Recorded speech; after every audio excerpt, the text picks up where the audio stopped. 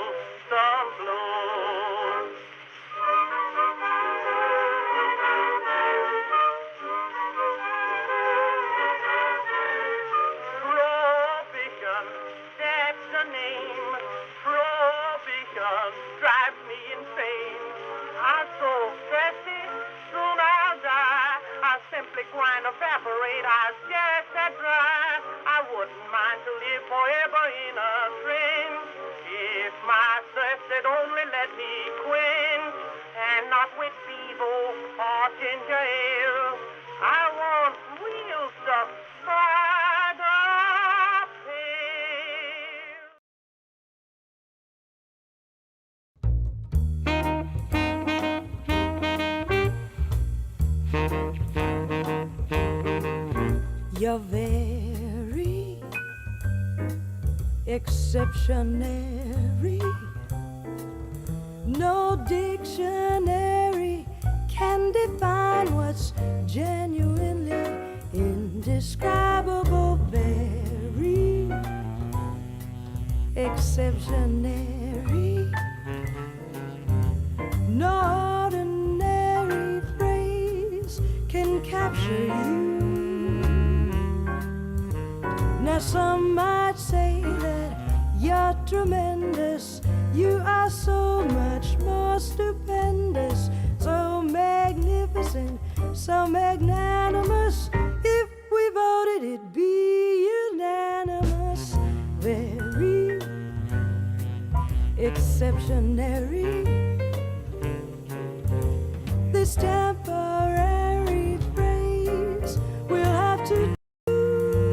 It's true for my very exceptionary you.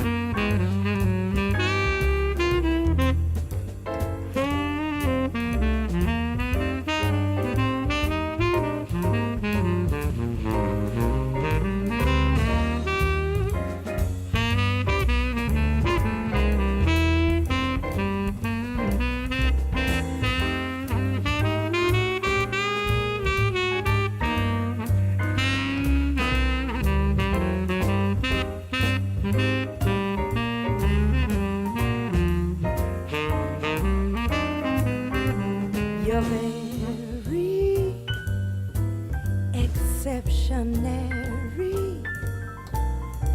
No dictionary can define what's genuinely indescribable.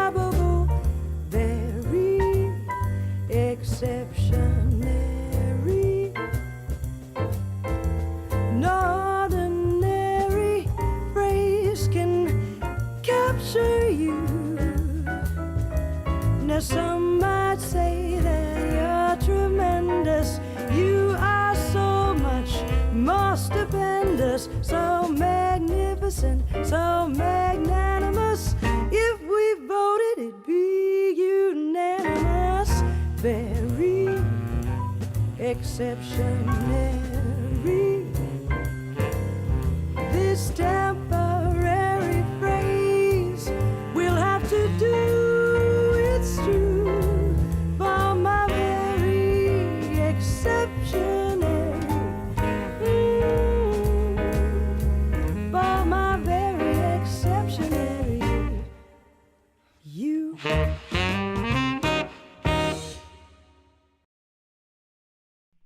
Good evening and welcome to another episode of This Is News with your host, The Bartender. Tonight's random read is going to come off of the book of 1 Chronicles, chapter 21, verses 18 through 30. David built an altar. Then the angel of the Lord commanded Gad to say to David that David should go up and set up an altar unto the Lord in the threshing floor of Ornan the Jebusite. And David went up at the saying of Gad, which he spake in the name of the Lord.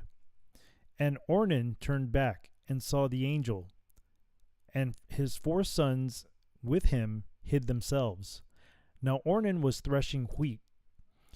And as David came to Ornan, Ornan looked and saw David, and went out of the threshing floor, and bowed himself to David, with his face to the ground.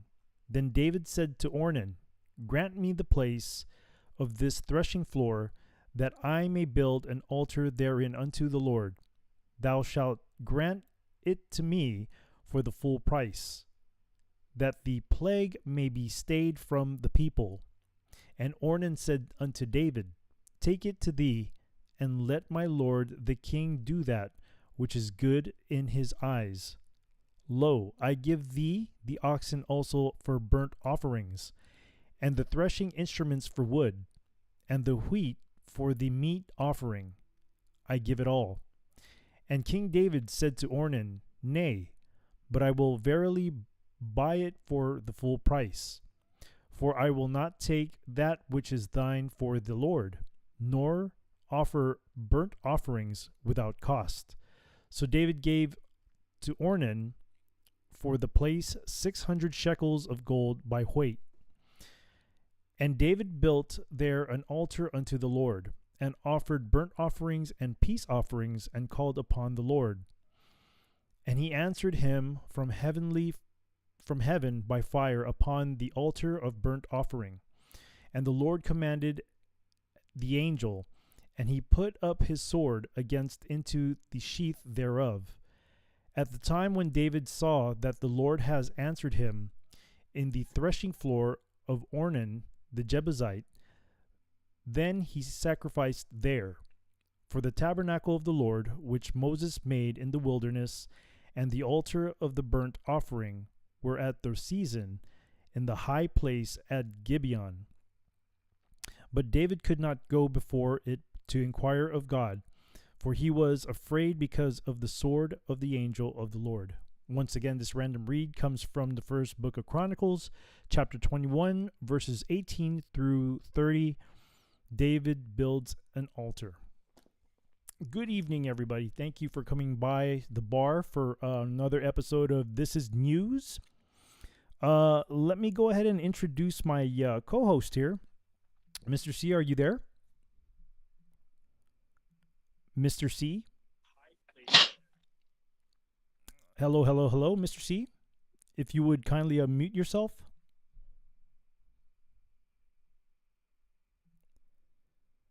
Are you there? Are we having technical difficulties? Hello? I was invited to unmute today. What is up? Can you hear me? Yes, I can. Can you hear me? Hello? Can you hear me? Is there anybody out there? I can hear you. Hello? But can you hear me? Oh, I can finally hear you. Check your chat.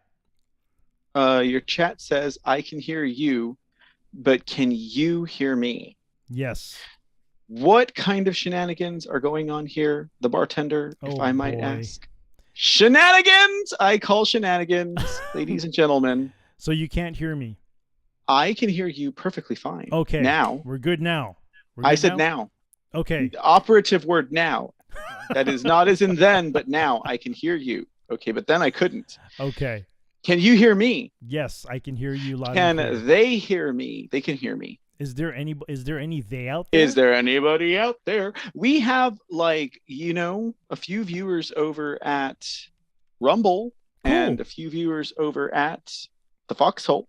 I think we're good. Okay, cool. Well, yo, I'm having a drink today, dude. I haven't drank in Wait, are you having a drink? Yeah, I am. This is the bartender, ladies and gentlemen. So you better let him have his drink. Okay. I haven't had a drink in I don't know, 3 weeks or so. Yeah. Yeah. I think the last. Well, how have you been? Man, I've been busy. I've been busy. Busy is good. Busy is good. Busy is not bad. Yeah, I've been actually busy on the DJ end and also with working on a project. As far as that's cool. I think I talked to you about my project before. So you might have, yeah. But busy is good. So you've been busy. We haven't been here for about 2 weeks, and I think all is well in my camp. You're busy, so that sounds good. That bodes well. So yeah. All right. I think it's about time we tie it on again. You know what I mean? Oh no, absolutely, absolutely, absolutely. It's been a minute. As a matter of fact, I was kind of thinking of, I was thinking, should I do this again? Should I not do this again? What's that? The whole thing with This Is News. I was thinking about it because were you thinking about closing down shop? Well, only for This Is News, but I decided let's just keep on pressing with this. Okay, sounds good. So we're gonna keep on doing this. Breaking here live on the Speak Uneasy's This Is News, episode number 27. Is it already 27? I think it's 26. I don't know. If I look back into the past, we might have a repeat episode tonight. Do you have the same articles? Did we talk about cockroaches last time? Yeah, we talked. Yep. That was a couple weeks ago. Well, let me pull out some brand new stories for a brand new episode. That is number 27. That was actually 3 weeks ago. Yeah. 3 weeks about. Yeah. Was it 3 weeks ago? That was 3 weeks ago. Dang. 2 weeks and a full week more. Yup. Well, that's cool. Well, I'm glad things are coming up roses for you, Speak. Yes. Come bloom with us. Actually, I've been booking stuff on the DJ, and I've been booking stuff not even for this month, but for I don't know. A lot of people are planning their weddings next year, so we've been getting bookings for next year. And also for the end of the year, which is, I mean, it makes sense. Wedding season is usually during the winter time, right? When it's cooler.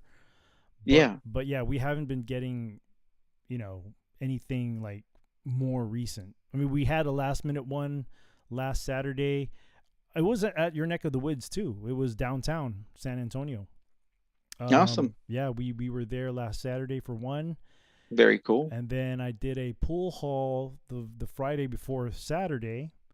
So yeah, I mean, it's the ball's rolling. We're not busy, but we're not busy right now, but it looks like next year might be really. DJing might just be the path that God has chosen for you, not so much the whole sandwich board on the podcast thing. You know what I mean? We'll see, man. If that's the way God's going to bless you, that's the way God's going to bless you. We'll see, man. We'll see. Yeah, we'll see. I'm still kind that's of good. On doing the. Awesome. I'm still doing the recorded stuff, so I'm doing the recorded stuff. Very good. Yeah, you learn it, boy. Learn it and teach it while you learn it, boy. Anyhow, no better way. So what's the haps with you, man? What's been going on? Not a whole lot. I mean, just still doing the show. I don't know. It feels like there's been a different level of trajectory. You know what I mean? I don't know if that makes sense. There's like this As far there's like as this there's a fresh energy about things. And there's also been a lot of areas for retraction, if you're following me. But at the same time, I don't know. The impetus is forward, forward, forward, move forward to the restoration of this republic, as as as applicable towards divine law. Because after all, we all know it's all about that. So, Mhm. you know, good stuff. Good stuff. I gotta say, good stuff. That's Yeah. good. That's good. Absolutely. What's going on, Whiskey Blue? I see Whiskey Blue out there in the chat. Whiskey Blue's joining us from the other side. Whiskey Blue. Good guy, man. All right. Well, tonight I'm just having a weeded bourbon tonight by Weller. Weeded bourbon. What's that, dude? It's bourbon with wheat in it as opposed to just corn and mash. There's actually wheat in here too. Is it raw? No. It's not raw. So it's not like floating around wheat in there. No. No, that would be a problem. Explain to a simpleton like myself. The wheat is part of the whole. It's part of the whole. So it is a wheat. It's a weeded bourbon. Bourbon. Oh, it's a Yes. wheat bourbon, Yes. as opposed to like a different kind of bourbon, Yes. a rye. Yes. Interesting. Well, you know, It's so you're just having straight shots. No, I'm not having a shot. I'm drinking it slow. I'm not gonna have a shot. You're having it neat. Mm-hmm. Nice. Well, you know, that's the way I prefer my bourbons and whiskeys, to be honest with you. I mean, I don't know if I ever told you the story about the shot on my birthday with like Jefferson's. What was it? Jefferson's. I don't know. Fancy. Jefferson's on the ocean. Like, Oh yeah, like yeah, that. yeah. I have a that- bottle of that.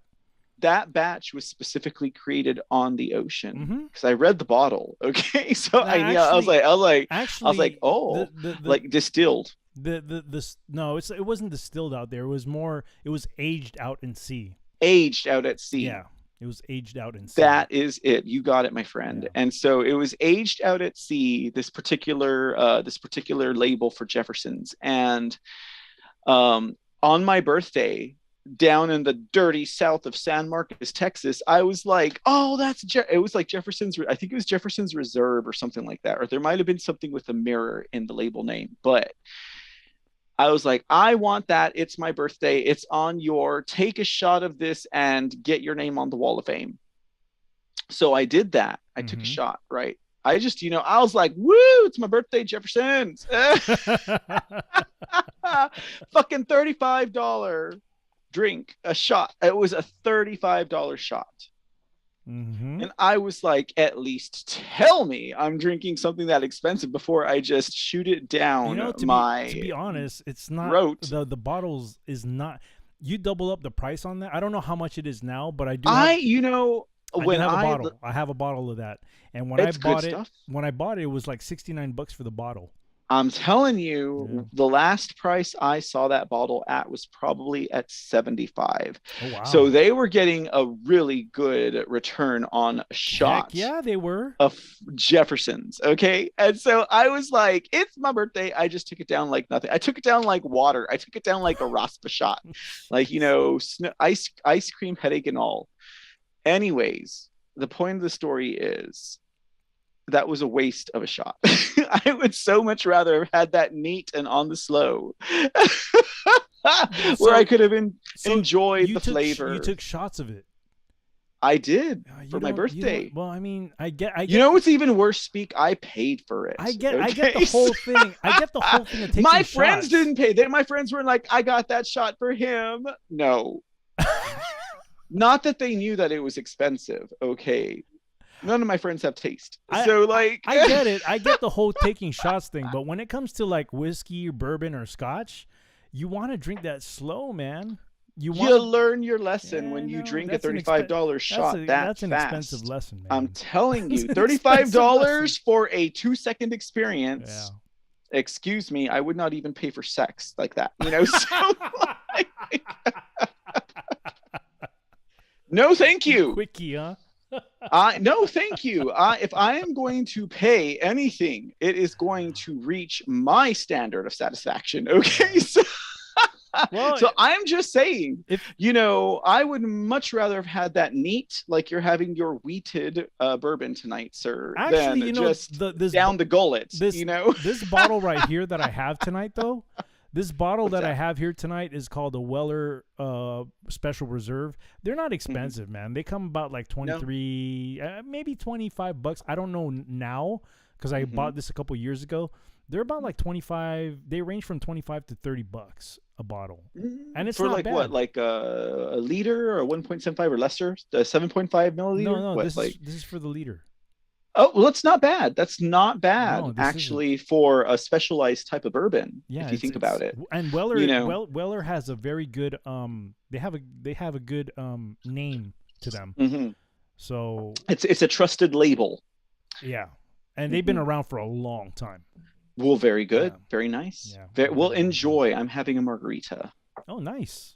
agave tequila, wine Nice. based. So Whiskey Blue, thank you for the can, my friend. Thank It's you a so much, can. man. Thank you.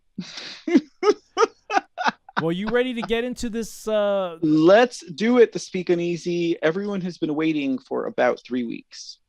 Really? People been waiting for this guy. They have been waiting for you. Yeah. The Speak Uneasy. The Speak Uneasy ain't easy, ladies and gentlemen. If you haven't noticed. All right, let's go here. Who started? Who was first? Was It doesn't even matter at this point. You choose. You are the arbiter of this journey, and you are also the curator of this museum. So Okay. take us away, boss. What do you got? We'll start with one of yours. I kind of decided to go a different route because for the past few episodes we've been talking about the sexual part of people, The LGBT. and I wanted to kind of shift gears because I've been noticing that the mental health state of people have just it's been really bad. So we're gonna the articles that I picked from the choices that you gave me are gonna veer more towards that because I think it's something that needs to be addressed anyhow. It's pretty overlooked how people's mental health are. The mental health of people. So I think that's very important, let's especially considering some of these shootings that have been going on. Let's do this. go Come on. here. We'll start off with yours right here. All right, here Let we me, go, ladies and gentlemen. Let me do a screen share. Do that screen share. Share that screen, boy. Bam. Oh, bam, it's shared. Okay. All right, let me know when you got it with the rest of the peeps. We're All right. good. We're good. Okay, so it goes this way, ladies and gentlemen. This is from the Daily Mail. Okay, and the title of this article that is written by Jennifer Smith is Murder by Malnutrition. Murder by Malnutrition. Vegan mother is found guilty over death of 18-month-old son who weighed 17 pounds when he died after being fed a diet of only raw fruits and vegetables. This might be a case in point where someone will want to take note. Maybe humans are not meant to last on raw fruit and vegetables alone. What do you think, Speak, just on that headline? I just think that this lady's probably, I don't know, man. That's why I wanted to address about the mental health. The mental health? Yeah. Oh, man, dude, this goes right into that shoe. I mean, I really don't know what to say about this. Think about that, though, dude. Like, this woman clearly did not have cats first. She just went straight to babies. If she had had a cat, she would have learned that there are some animals that require more than raw fruits and vegetables alone to survive. Well, here's the question, though. I mean, what was she eating when she was pregnant? You know what I mean? Uh-huh. It's crazy. Did she think that being pregnant and being vegan could have just made your baby survive? I don't know. The baby was 18 months old, Speak. It was 18 months I outside of the know womb. it's not even So she could have been a vegan while it was digesting,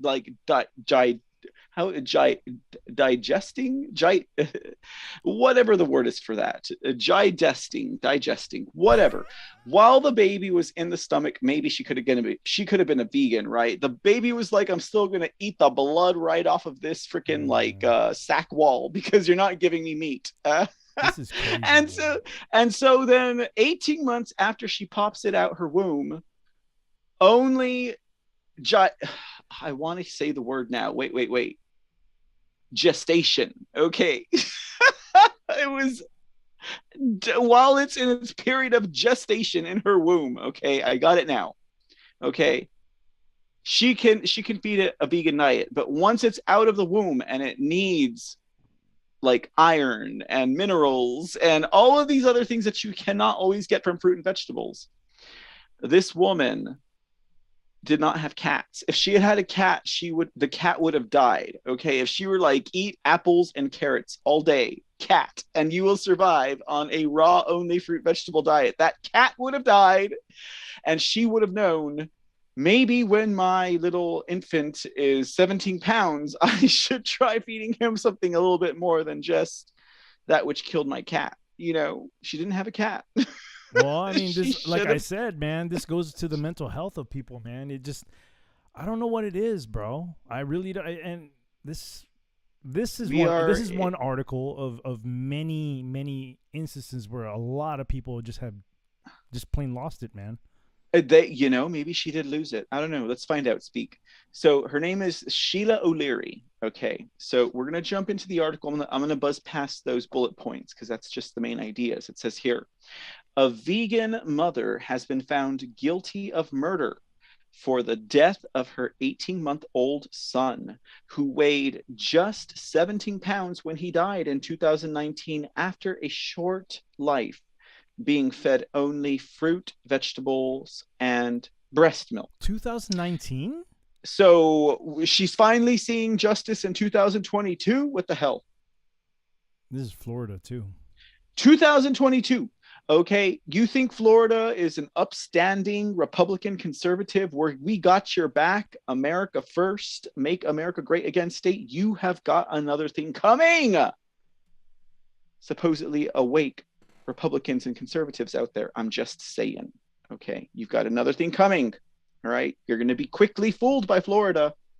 Okay, so yes, Florida 2019. It's not until 2022 that this woman is seeing justice, or I should say this baby is seeing justice. Sheila O'Leary, 39, was convicted of a jury in convicted of a jury in Cape Coral, Florida on Tuesday after a week-long trial. She is now facing life behind bars and will be sentenced on July 25th. Her son, Ezra, died in 2019 from complications caused by malnutrition. Doctors found he had not been fed for a week by the time he died in September 2019. Sheila and her husband, who has also been charged with murder, is waiting trial. Called 911 after Ezra stopped breathing. So that's what happens when you're malnourished. Huh? So is that the family right there? I'm guessing that's the family, and I don't know which one would be Ezra, but I would guess maybe the one in her lap, right? I guess. I'm not sure. Oh yeah, it is. It is. Look, it says mother of four Sheila Leary is shown above. Her 18-month-old son Ezra died of a complication caused by malnutrition in 2000. So that's September. him. Yeah, it's him.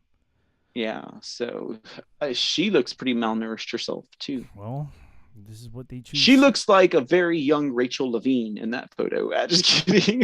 Rachel Levine's like, if I were a woman when I was her age, that's how I would look. And now Rachel Levine is going to project herself on this woman. Her skin kind of looks pasty too, bro. Oh, her skin is very pasty, but I don't think she's a cannibal. She don't look like a cannibal, that's for sure. But she does look like a very young Rachel Levine. Levine's gonna just project herself all over that woman's body. She's like, now that this woman's dead, that's me when I was her age. Because they live in La La Land. Mm-hmm. Hello. Tonight's theme is mental health, right? Okay, so Mm-hmm.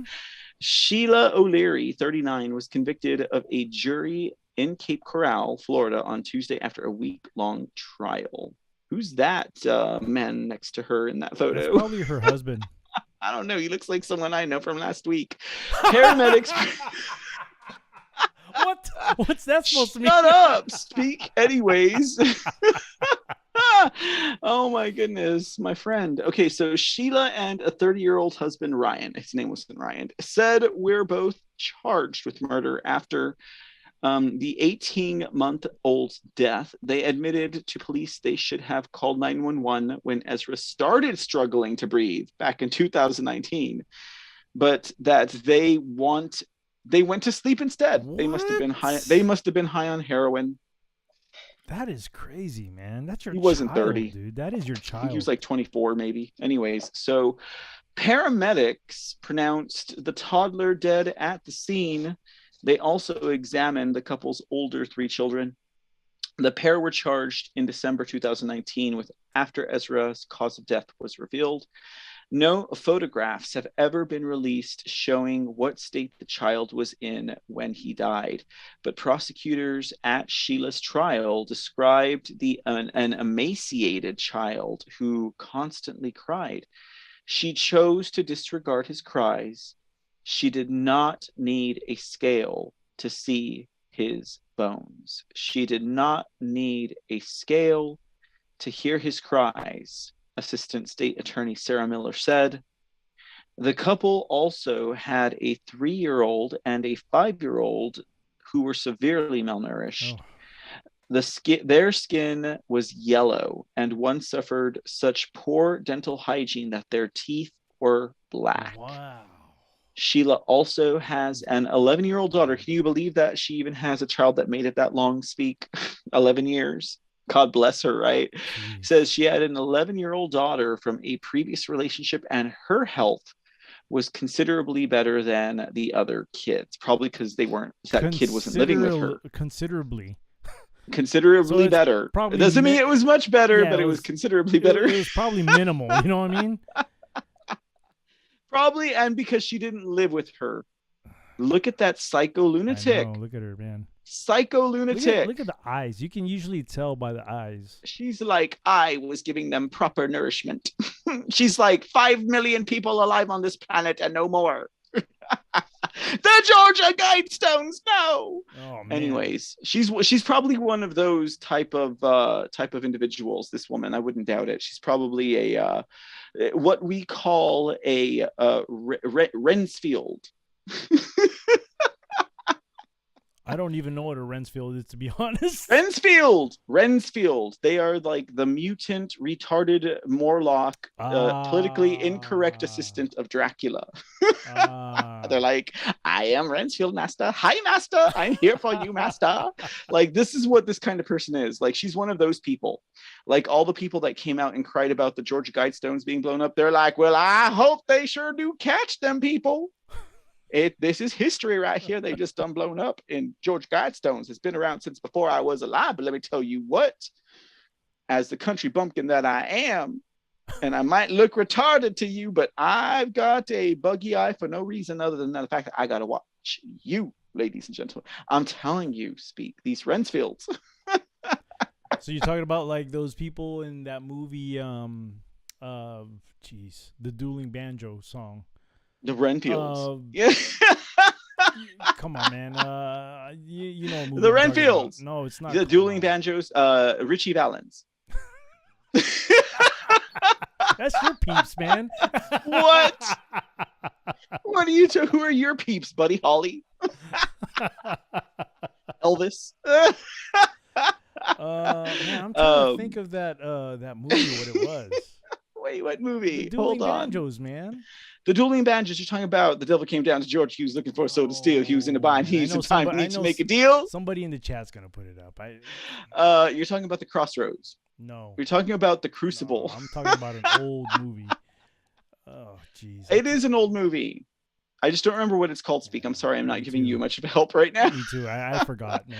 We need a lifeline in the house. Kiss. What is the name of that movie with the dueling banjos? Burt Reynolds was in it. Burt Reynolds was in it. Kiss. Go look it up right now. I don't know, man. I don't know. I couldn't tell you, sir. I'm just saying. This woman reminds me of those kind of folk. Let's press on. Let's press on. Let's press on. It'll come Jonah to me later Nonick on. is like, I was able to survive on a vegetarian diet because I ate cheese and eggs. You see, There you this go. woman clearly did not give her kid cheese or eggs. Nope. Jonan OKC. Did she? Well, I mean, 007. at least the child had milk, sort of. Right? Milk, breast milk, Yeah, right? And but- clearly, if this woman's getting no vitamins, minerals, probably nutrients, powdered irons, or It was minerals, probably because she's not eating blood. Deliverance! There it Yeah, is. she deliverance. Really? Deliverance? Deliverance? Are you serious? Come on, Yes. Deliverance. Yes, it was How the could movie. you not remember the name Deliverance? How Come could you on, not Steve. remember it? I've never seen the movie. Okay. It's a popular movie, man. Who? Who's that popular with? It's not popular with me. Okay. That's an old movie too, man. I was that late Wait, just 70s so you or know, when something? it comes to the popular things, I'm either far removed or I'm 10 years removed. 10 years means I might have accidentally missed out on it, but I found out about it 10 years later. And totally removed means I was just like, no. I don't care if they're remaking this movie Deliverance. We're not going to watch it. You dig? Yeah, I dig. Okay, it's John in Oklahoma. Got it. John in Oklahoma, what? Yeah, I think you mispronounced his name. Oh, I said Jonan. Yeah, you said Jonah. I was thinking he was Japanese. A Jonan is like some type of a warrior in Japan. No. If you no. follow the mangas and No. if you follow No, the they're Japanese not, artwork, they're not called Jonin.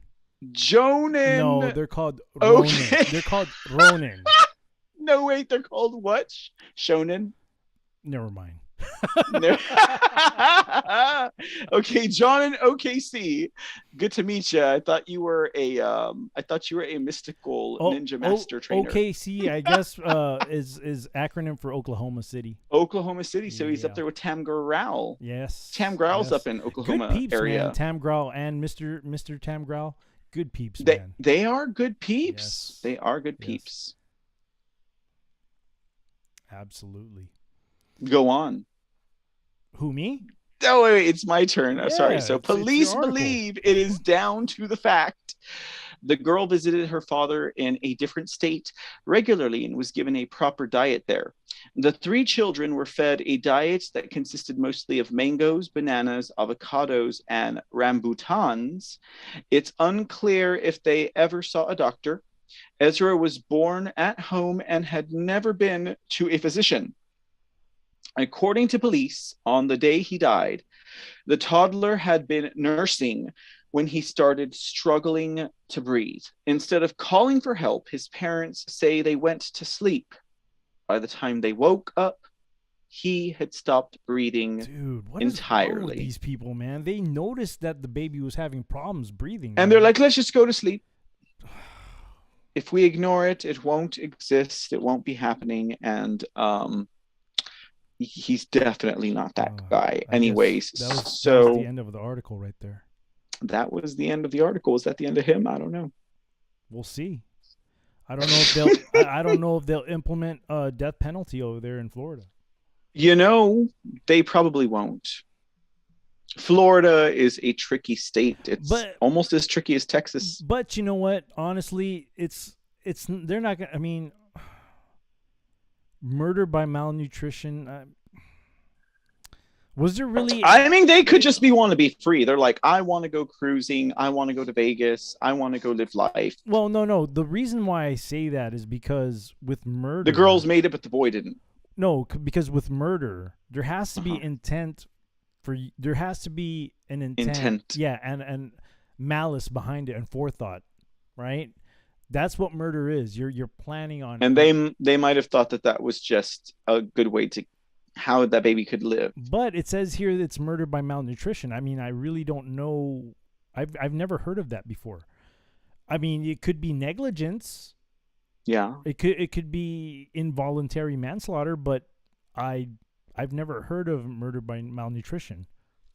You know, that's very hard. Murder by I malnutrition. mean, was there really intent to kill the child via being malnutrition with not enough nutrition? I don't know.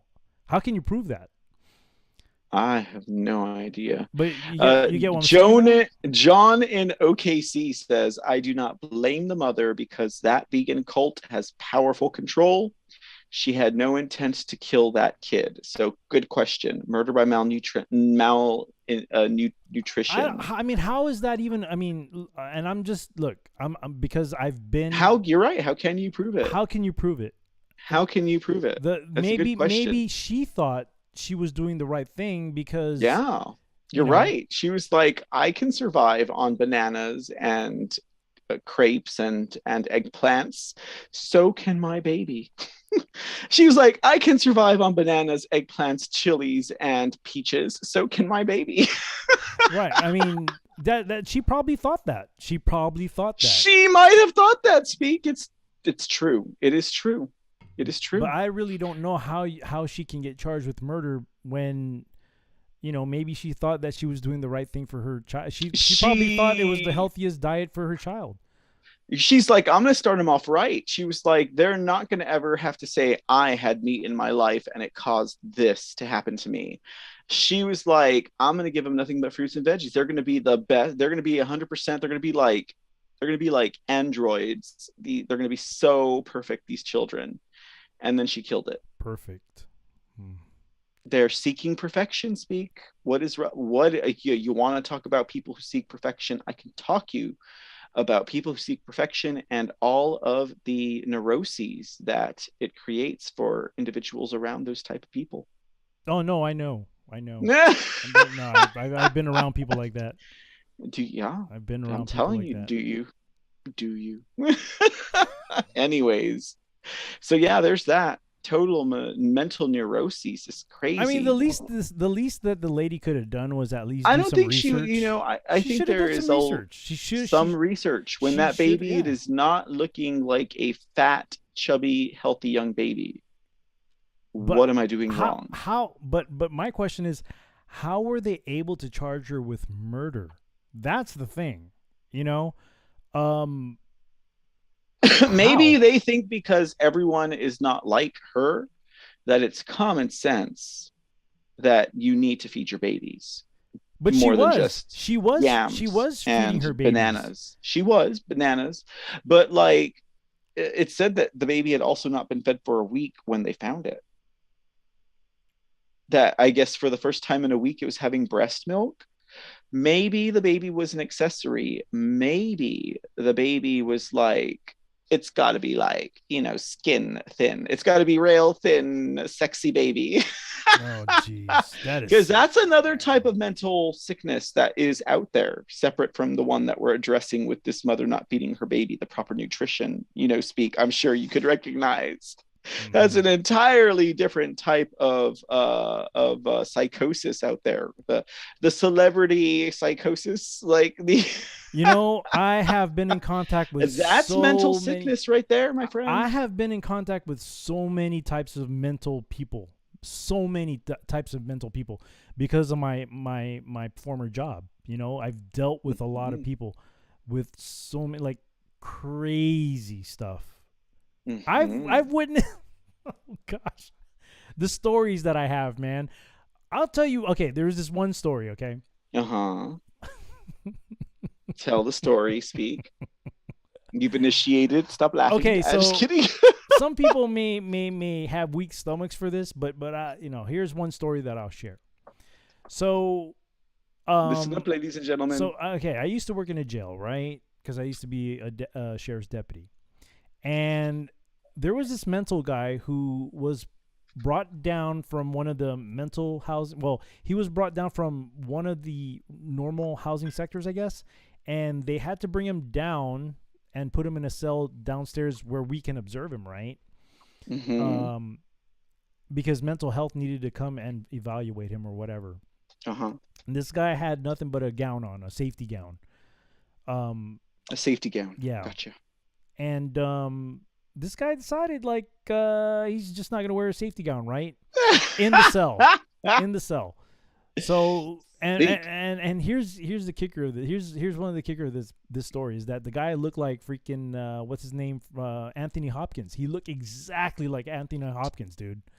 He looked like Anthony Hopkins, or did he look like what was that guy's name? Schmeagol? He looked like Clarice. He looked exactly like He was him. like Clarice. Yep. Some Chianti and fava beans. He's like, I had a nice Chianti with the fava beans, or he said I had some nice fava beans with my Chianti. So the cell that he was in was not multiple MIGs, right? Not multiple MIGs. Multiple MIGs was like, I can smell your cunt. No.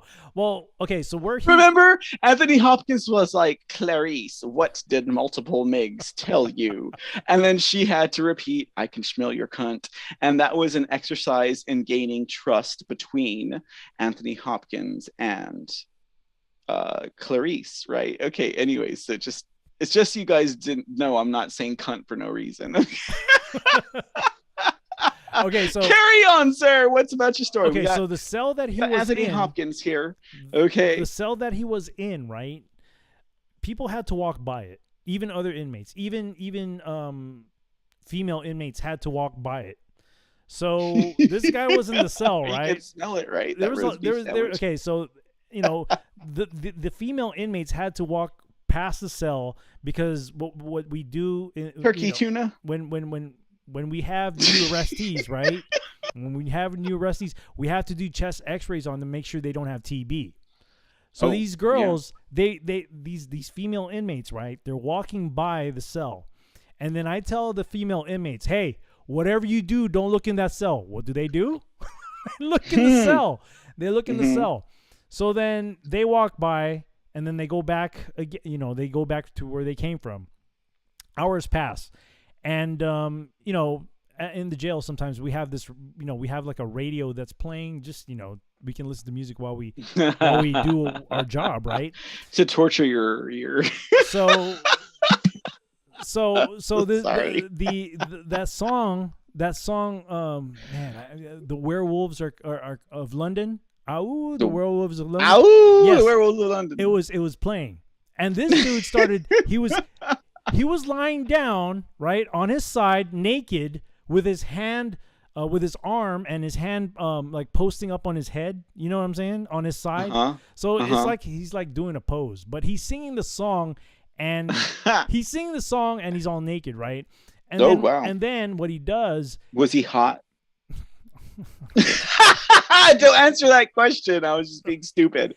Go on, carry on. So I was just being stupid. Okay, carry on. Okay, so earlier, I mean, not earlier, but there was a cup, there was a sample cup in his cell, because he has to give a sample of urine because the doctors do their test or whatever, right? So this dude, he's singing the song "The Werewolves of London." He takes the cup, right? He unscrews the cap. He raises the cup like he's toasting. Oh my god! And he sings "The Werewolves of London," and he just drinks.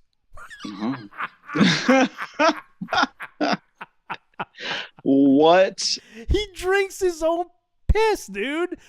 He was probably trying to renutrify himself after all of the malnutrition that he experienced.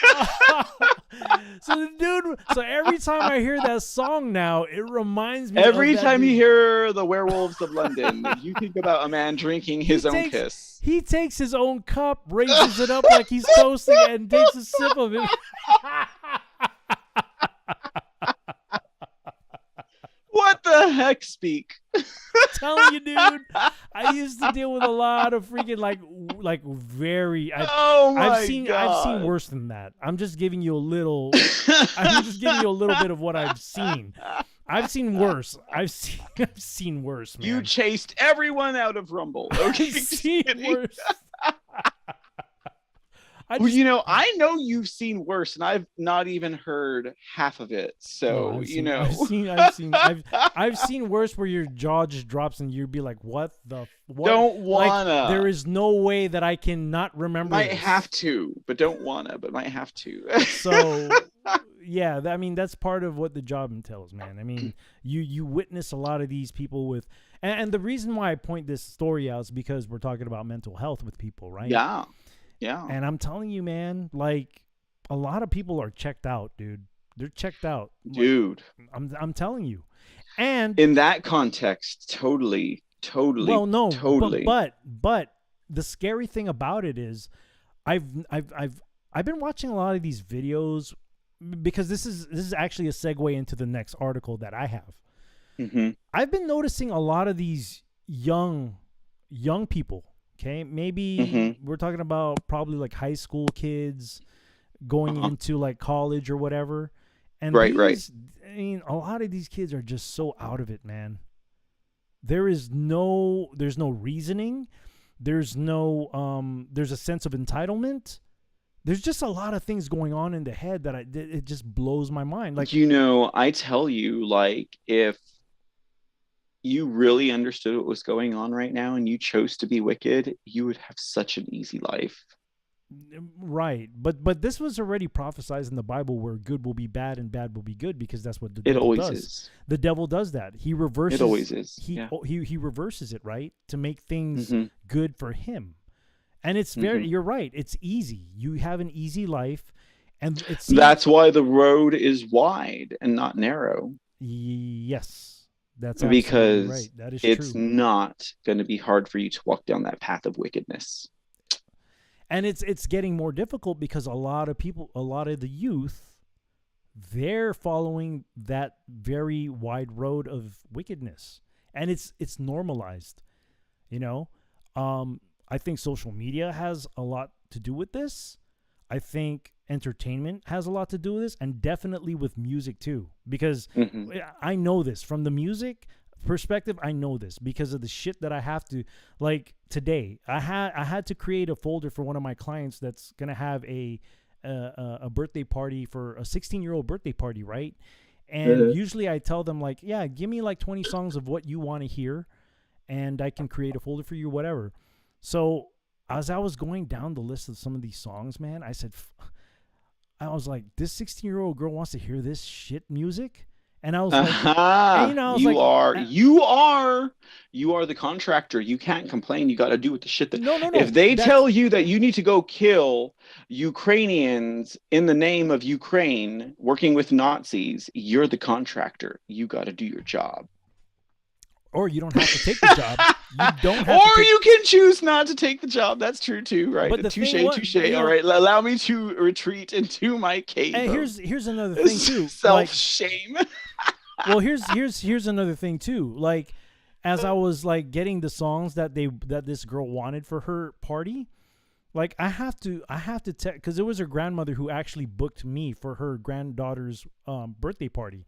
So tomorrow I have to call her up or text her and say, hey, some of the songs that your granddaughter is asking for, I don't think it's appropriate for children, but it's up to you what you want, But no, you need to tell them, Speak, because firsthand. You need to take your fist and you need to just be like, this is not for children. I mean, I was even trying to find the censored part, like the censored version of songs.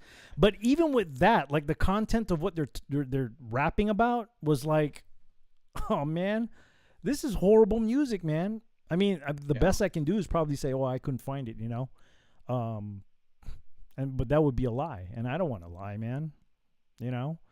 I could just say, yeah, I'll play it when I get to it. I can try to do that, or I can divert, but just by playing something else. But yeah, there's just a lot of things going on with the youth that are being heavily influenced, and man, they're just gone, dude. Like they're mentally not there. Like the common sense reasoning part of their brain is just not there, man. It's bad. Yeah, it's bad. They're done. WC, where you going, bro? I don't think it's WC who's leaving. Oh, somebody else is? No, it's Golden Crisp. I was trying to figure out Golden Crisp right now. Golden Crisp called us simps. I don't know what simps mean, but it sounds derogatory. I just kind of brushed that away, man. Well, we know that RP means role playing. We know we're not LARPing here. So if we are being referred to as LARPers, bartender, Me? I don't know how to feel about that. I am Obviously a bona fide obviously barback, that person- ladies and gentlemen. obviously I'm that- here cleaning up this house. If you can't see what's going on, then where have you been, Golden Crisp? I've seen you before. Yeah, man. I don't care. I'm gonna press on with my next article, dude. Because people. It's easy for people to say shit online on chats. It's very easy. I'm It's very so easy. I could just totally be stirring this up myself. You know that, right? Yeah, I'm just saying it's easy for people to say stuff. Aurelius Locke says he has had too much dong.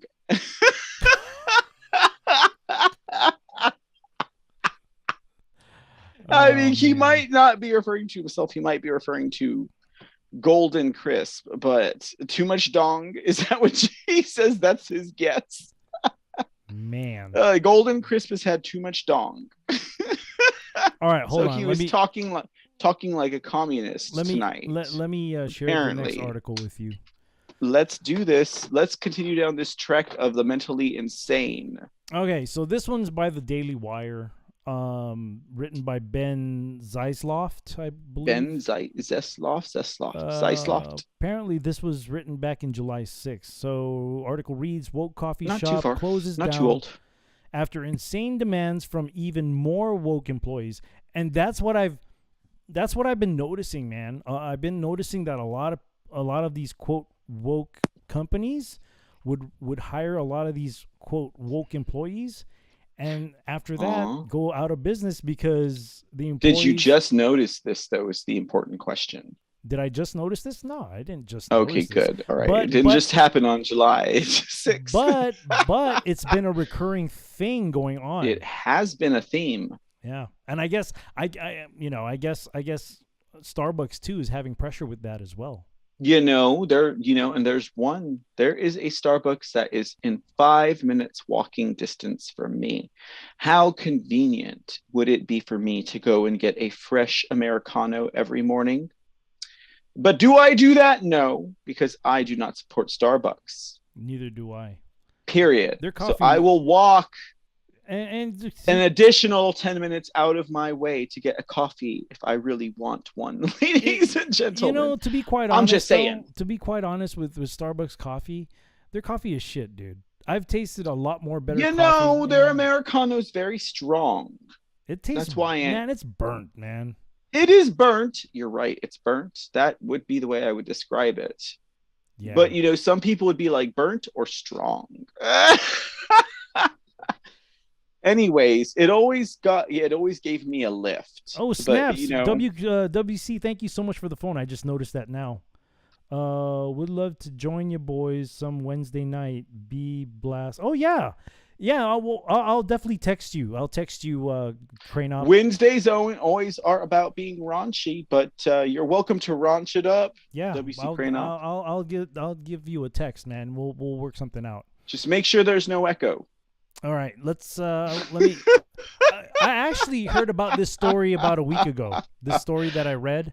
Get you some earbuds or some wired phone plugs for your ears. Yeah, that's right, because it always echoes. Yeah. So just so it doesn't echo. That's all I'm saying. All right. I'm just looking out. I'm just being a backstage producer and a front stage producer at the same time. That's all I'm doing. I thought you live were on the air. I thought you were more of a front stage producer. Oh no, I am. I am much more of a front stage producer. I don't know if that is a reference that should be humorous in some field of jock knowledge that I'm not aware of. Hey, cheers to you, my friend. I don't know. I've never heard of a front stage producer as Werewolves of London. Werewolves of London. I don't know what you're fucking talking about. Speaking easy, okay? Forget it, man. I have no Forget idea. what I said, am man. not Generation X, okay? Hey, what's going on, Tam Growl? D. We were just talking about you. We were just saying how... No Starbucks for and I bet you if I went to visit Tam Growl in Oklahoma, she would have the best espresso coffee ready to go. That must be an inside joke. I bet you she would have such great espresso coffee. That's why she says no Starbucks for me either, because she already does that. I bet you she already does that. Correct me if I'm wrong, Tim Grau. You already have your espresso machine and all of your tasty espresso beans. Fancy. Oh my goodness. Well, you know, that's just the way that you do coffee. You don't do coffee by way of Dunkin' Donuts, and you don't do coffee by way of Starbucks. I mean, hello, I use my French press direct from the bartender himself. Cheers to you, my friend. Cheers to you, my friend. Cheers to you, buddy. Cheers to you. All right. Speaking of coffee, let me get into this article. My apologies. Let's It's go. all Let's good. do this. It's all good. A coffee shop in Philadelphia known as the, what's it called? What is it called? That word.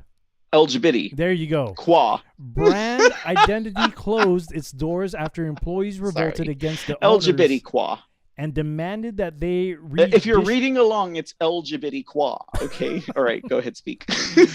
redistributed the company. Okay, so Oh, my bad. I didn't realize you were talking the entire time. I'm not hearing you. wait. Wiggle your wires, because I cannot hear you. Okay, no, wait.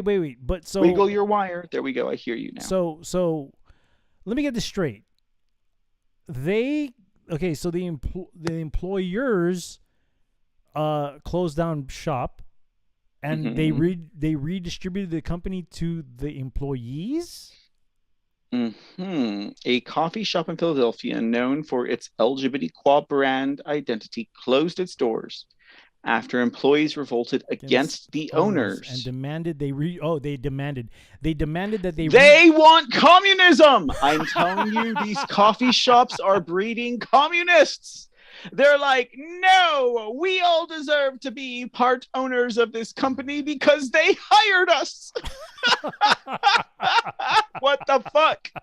That's fucking crazy. That's crazy. Dude. That's crazy. That's that, crazy locomotion in the mind, dude, right there. Okay. That's why we're trying to hit the point here with the freaking mental illness, man.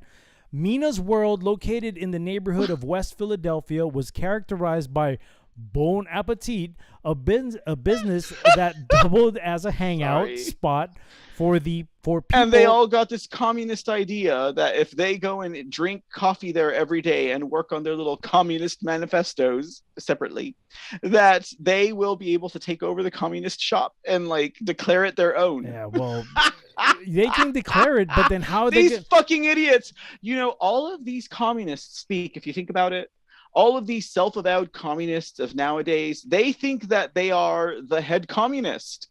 They think they are the head communist, and that's why they laud communism. They're like, yes, communism is so beautiful. I they don't realize is that they are the low-level communist that gets killed and that gets used and exploited in the end. That's all they are. Here's my here's a thought that came. This is how I came to a conclusion with something about why the youth think like this.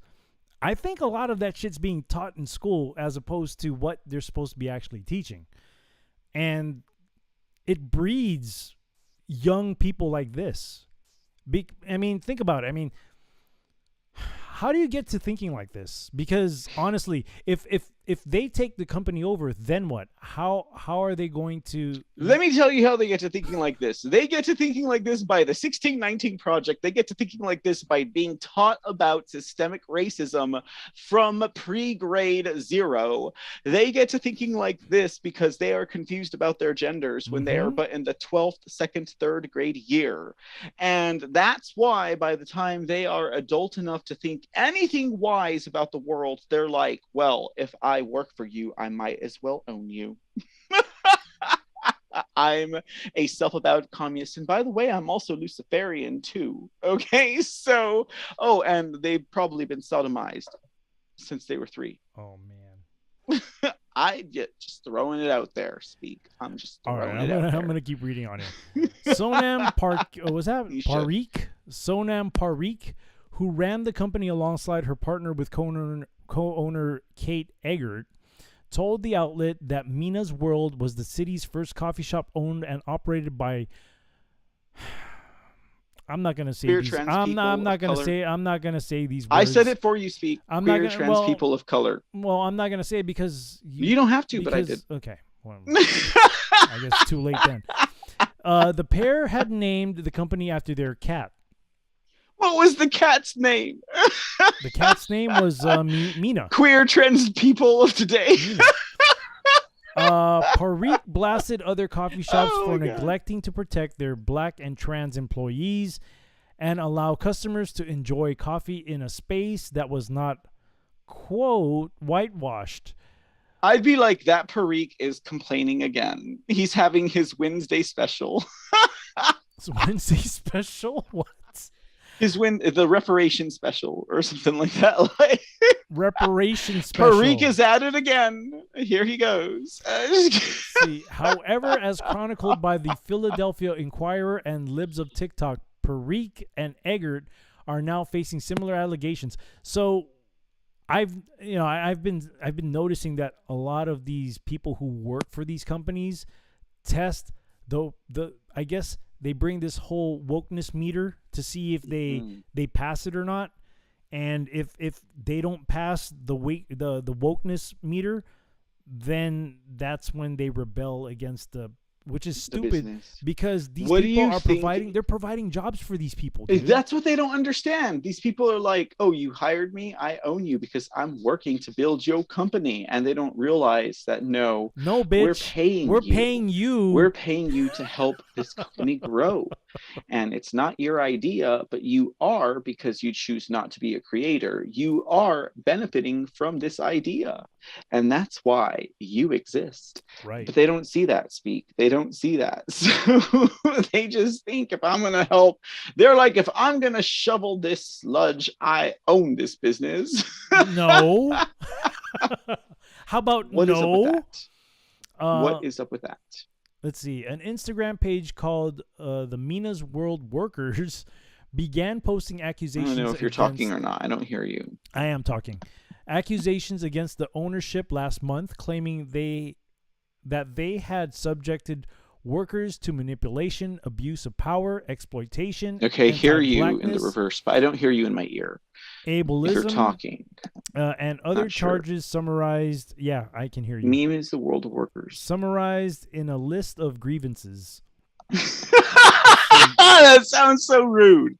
You're trying to tell me about the memer workers of the world. The employees demanded immediate payment and told the owners to redistribute the business. You're reading or what? Yes, Sorry. I am reading. I really don't hear you in my ear. Okay. Hold on. It's probably me. Hold on. I will continue. Eggert and Parikh apologized in an Instagram video. Now I hear you. I heard you throughout the whole thing. I didn't hear you. I didn't know you were reading about Egarts until Parikh, right now. I'm reading about Parikh and Eggert. Parikh. Which has since been removed from the Mina's World account. My bad. It's all good. We're going live as part of a radical accountability process. This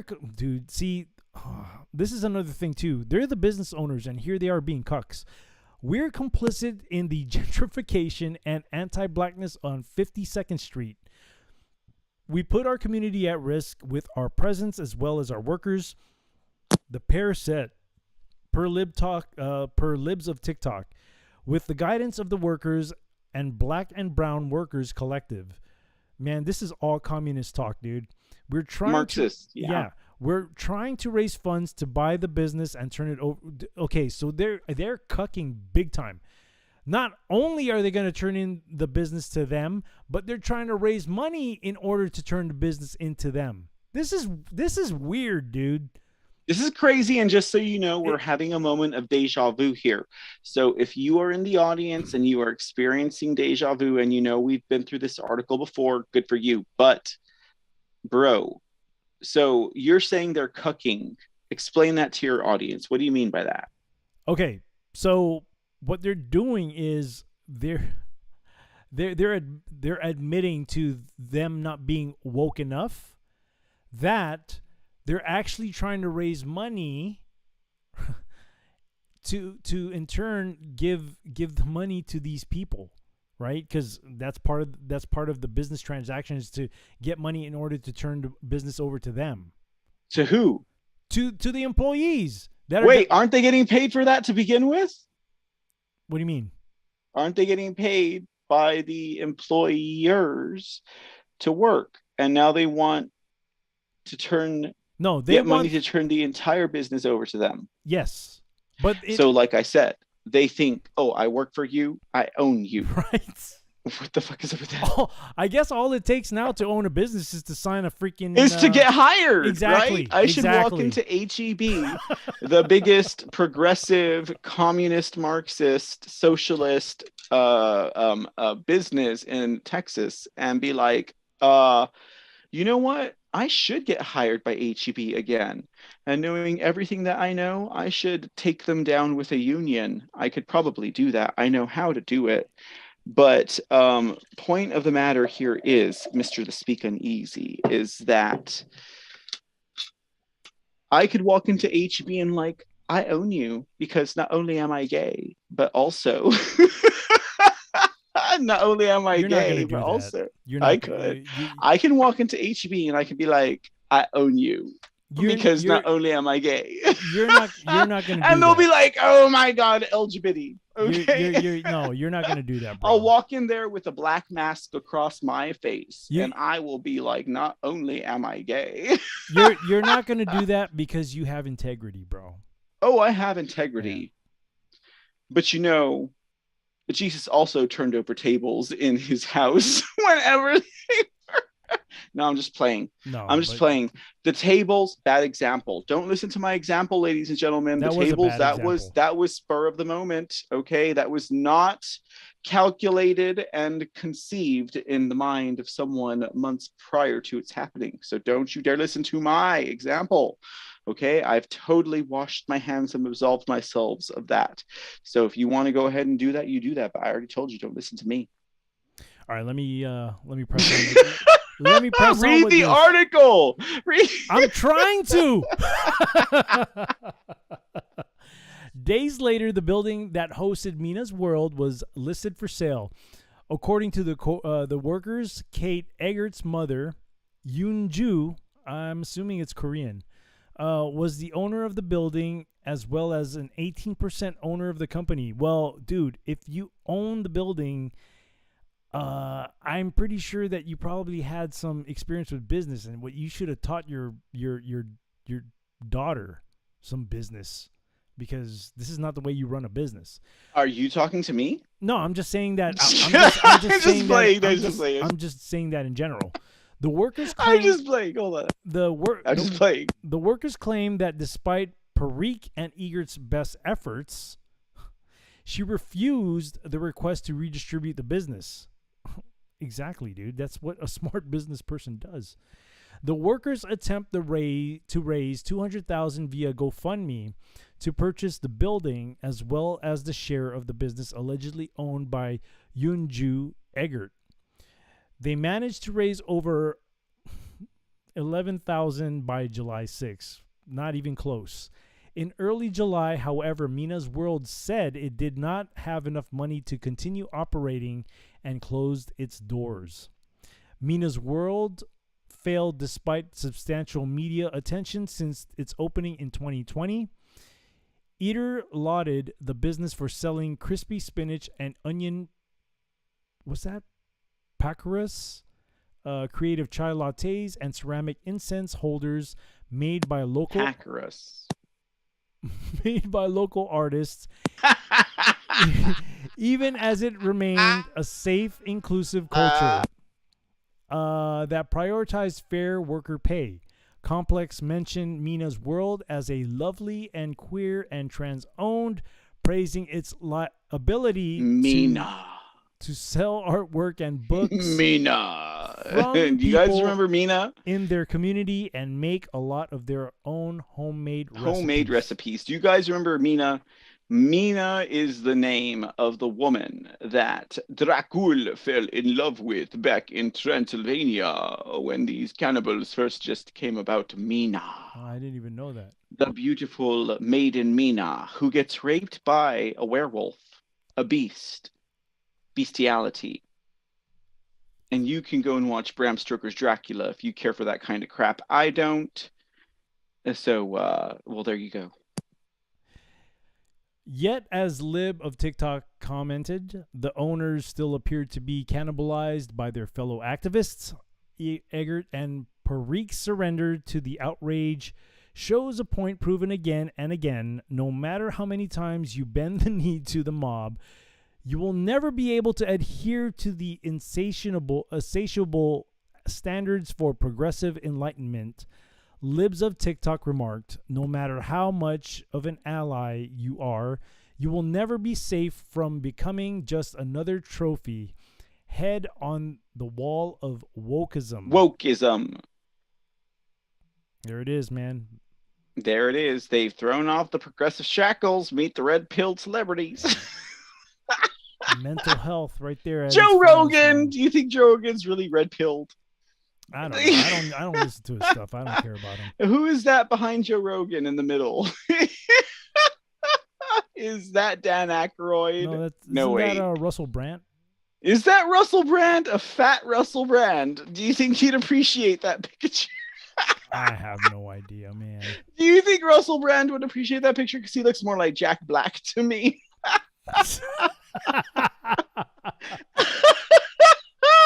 And who is that guy next to Joe Rogan on the right? Is that Andy Warhol? Really? Andy Warhol's been dead for how many decades? And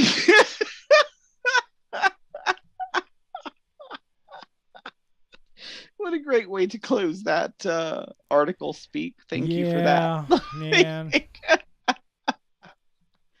No, but that was clearly something that should be thought about, ladies. Edgart and Packart's surrender to the outrage shows a point proven again and again. No matter how many times you bend the knee to the mob, you will never be able to adhere to their insatiable standards for progressive enlightenment. What is that insatiable standard? Why, ladies and gentlemen, it's Joe Rogan and fat Russell Brand and aged...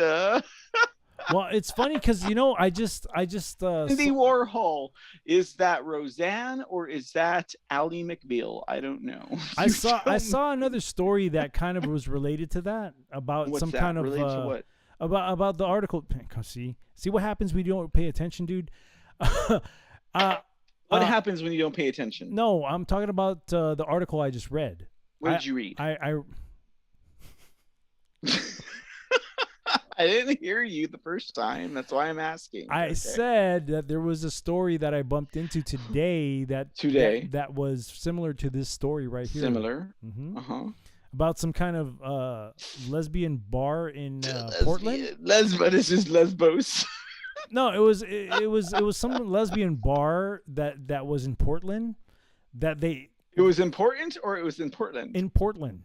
It was not important. It was just Portland, Oregon. Portland, Oregon. It was not Same important. thing happened, man. Same thing happened. What happened? They had the grand opening. There was a big old line. People were waiting to get in. And then like days later, people were complaining about how it wasn't woke enough.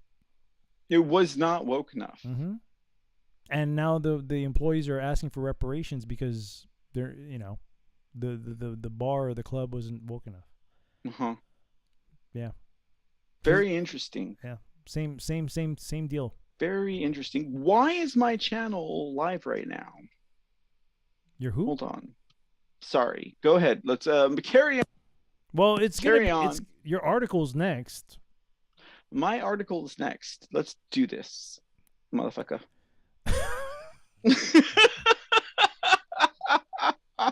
You don't know, speak. You don't know. Okay, let's go. Hold on, let me. Wait, I don't know what article you're. I gave you like so many articles to choose from. You'll know. I don't know what article you're choosing from because I already forgot the articles I sent to you. The bartender curates this circus, ladies and gentlemen. Woman arrested for hiding her dead mother's body parts. This guy's W.C. Cranop, hold on to your dinner. Hold on to your dinner. Aurelius Locke says you might need to close my tab. Aurelius Locke, if you're going to make that type of a statement, you could at least throw me a can, okay? Wait, throw the bartender a can. But for some reason, my channel's live right now. I don't know what's up with that, Speak. It's not supposed to be.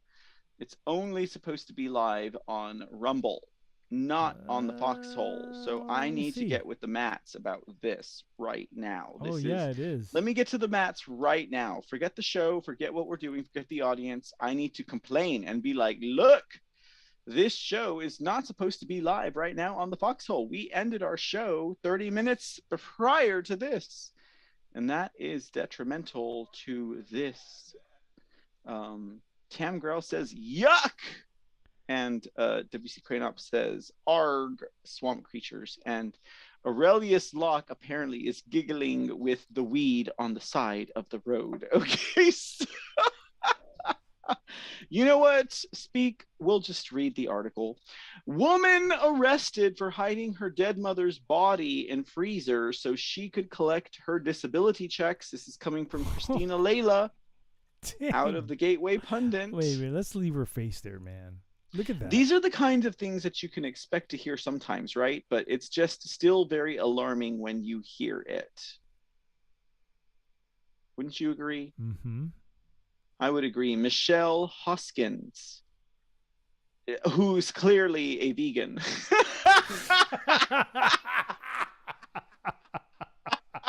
She's also a Florida woman. Look at that. That was a good one, man. Look at that. She's a vegan and she's a Florida woman. Okay. Your timing on that one was good. Oh, that's what comedy's all about. A Florida woman arrested for hiding her dead mom in a freezer. She must have seen that show. What is it? Dead to Me or something like that. And there's a show on the Obama network that's just about that. They hide a dead body in a freezer. And this is so this woman did this to collect the disability checks, not just because she felt guilty. Okay. It says Sebastian police discovered the deceased woman in a freezer after they were called out to the elderly woman's home for a welfare check on April 28th.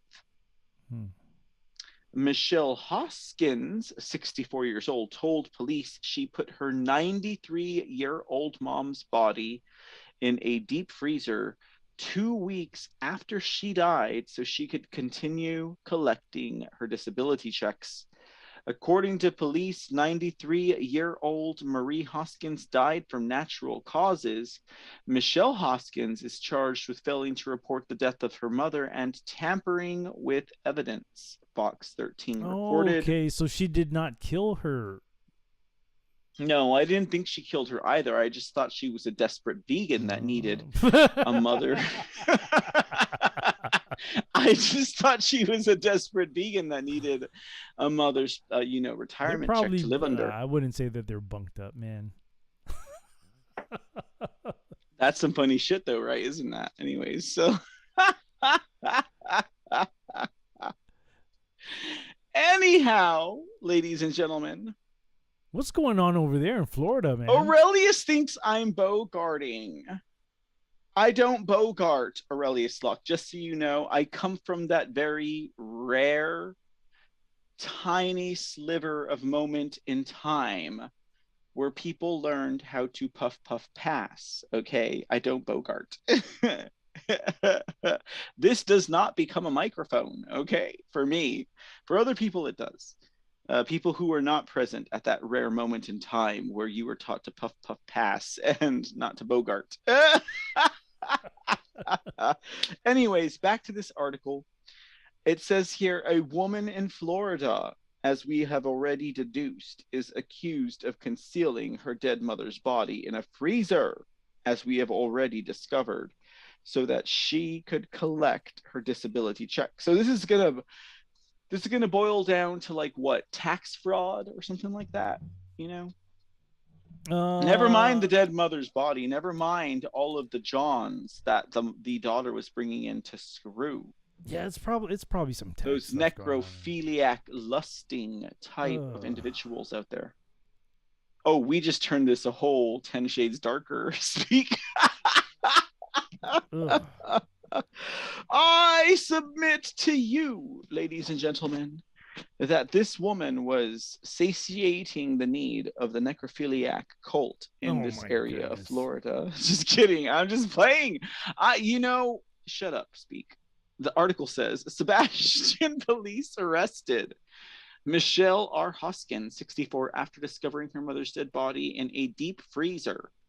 During a welfare check on April 28th, 2022, we're just learning about this. WC Crane Op says, no, that's fucked up. Hide your dead mother to collect her check. It is. It is. Speak. It is. According to the Sebastian Police Department, Michelle Hoskins admitted to investigators that after finding her mother dead in her bedroom, she purchased a deep freezer and placed her mother's body inside because she was concerned she would not receive the woman's disability benefits. Police say they found heavily soiled mattress hidden in thick brush and covered by palm tree branches in Hoskins' backyard while executing a search warrant. What's the point of that paragraph, do you think? Speak. Why do they need to include that? Wait. Police say they found a heavily soiled mattress hidden in the thick brush and covered by palm tree branches in Hoskins' backyard while executing the search. Is that because she was hiding her mother's soiled mattress? Do you think that maybe the mother did that when the body dies, it has its final release type of thing? And I don't know why the person who wrote this put that there. Why would they put that? Speaks like, why would you ask me that question? I don't work for Gateway Pundit. I don't know. You worked for law enforcement. Why no, would but that wouldn't be. No. Why is that important? That's the writer. That's the writer of this article. You found a soiled, heavily mattress in the backyard, and you were working the case. Speak. What would you think, dude? This is what the person who wrote the article wrote. That has nothing to do with the search warrant. I'm asking you, if it was you and you had this experience, what would you think? What would I think? I'm not asking you about the person who wrote If I just saw a heavily soiled mattress. mattress? If I were asking that, I would submit for a correction. I mean, I'll be like, yeah, you gotta make sure, like, what's it soiled with? Is it the person's bodily What's fluid? it soiled with? It's soiled with organic potting soil. Oh, jeez. No, it's piss and shit and maybe something else. Well, Speak. then what do you I think? don't know, man.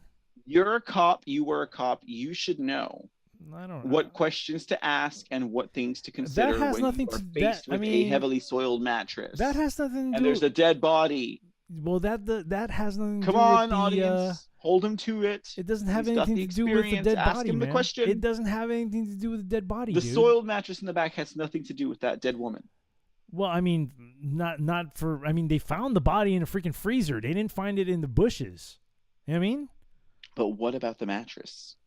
What about the mattress? It's heavily soiled.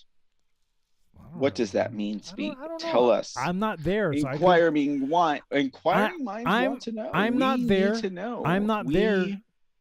Why are you asking me? You acting as if I was one of the cops that responded to this. Because you have police experience. That doesn't matter You because should I know. was not there. If you were on the beat and someone said, "There's a spoiled mattress back," well, I'll be like, "Shit, man, I don't know. What do you want me there's to a do about spoiled it?" mattress back here, and there's a dead 93-year-old woman in this house. Well, the dead 93-year-old woman will be a concern, but the mattress, not a concern. I don't know. WC Crane says, lends to your imagination so you can do what you're doing now. So success there. Come on, man. Bitch. I'm just trying to make this show interesting, okay? Okay.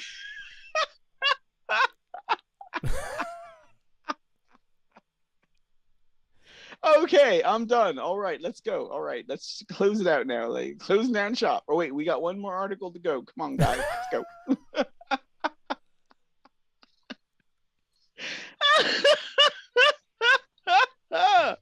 Okay, I apologize. A very interesting article, wouldn't you say, Speak? I guess. Very interesting article. Something's going on in digest. Florida, man. Something's up with Florida. I don't know what's up. Maybe it's just a whole bunch of fake rhinos and Republicans. No, they're real rhinos. They're fake conservatives. That's what's happening in Florida. We need you to get the message. You still got a paragraph there. Do we have a paragraph left? Yeah, According to investigators, Hoskins' 93-year-old mother died. Mary Hoskins from natural causes and was dead for about 2 weeks before being placed inside of the freezer that the daughter undoubtedly purchased with money from the woman, from the mother's life savings. Damn, dude. Pretty crazy. All for all to collect money, dude. They all collected that money. All to collect Make that money. Spend that money. You see how the minds of people have Build gone, that man? money. The minds of It's part people, of that man. money. The things that Yeah, it people is do, crazy. man. The things that people have done. They, peoples is peoples, as the man used to say to the rat on the Muppets show. Peoples is peoples. Peoples is peoples. Woman peoples is arrested peoples. for her. Man, this is unfortunate, man. It's very her unfortunate. her own mother. Yeah, I mean, there she goes, blowing that up. she's got Her and her She mother. looks like she on drugs, dude. That woman, that Hoskins woman Yeah, that we dude. just saw, Yeah. some type. And those drugs, ladies and gentlemen, they are not vegan.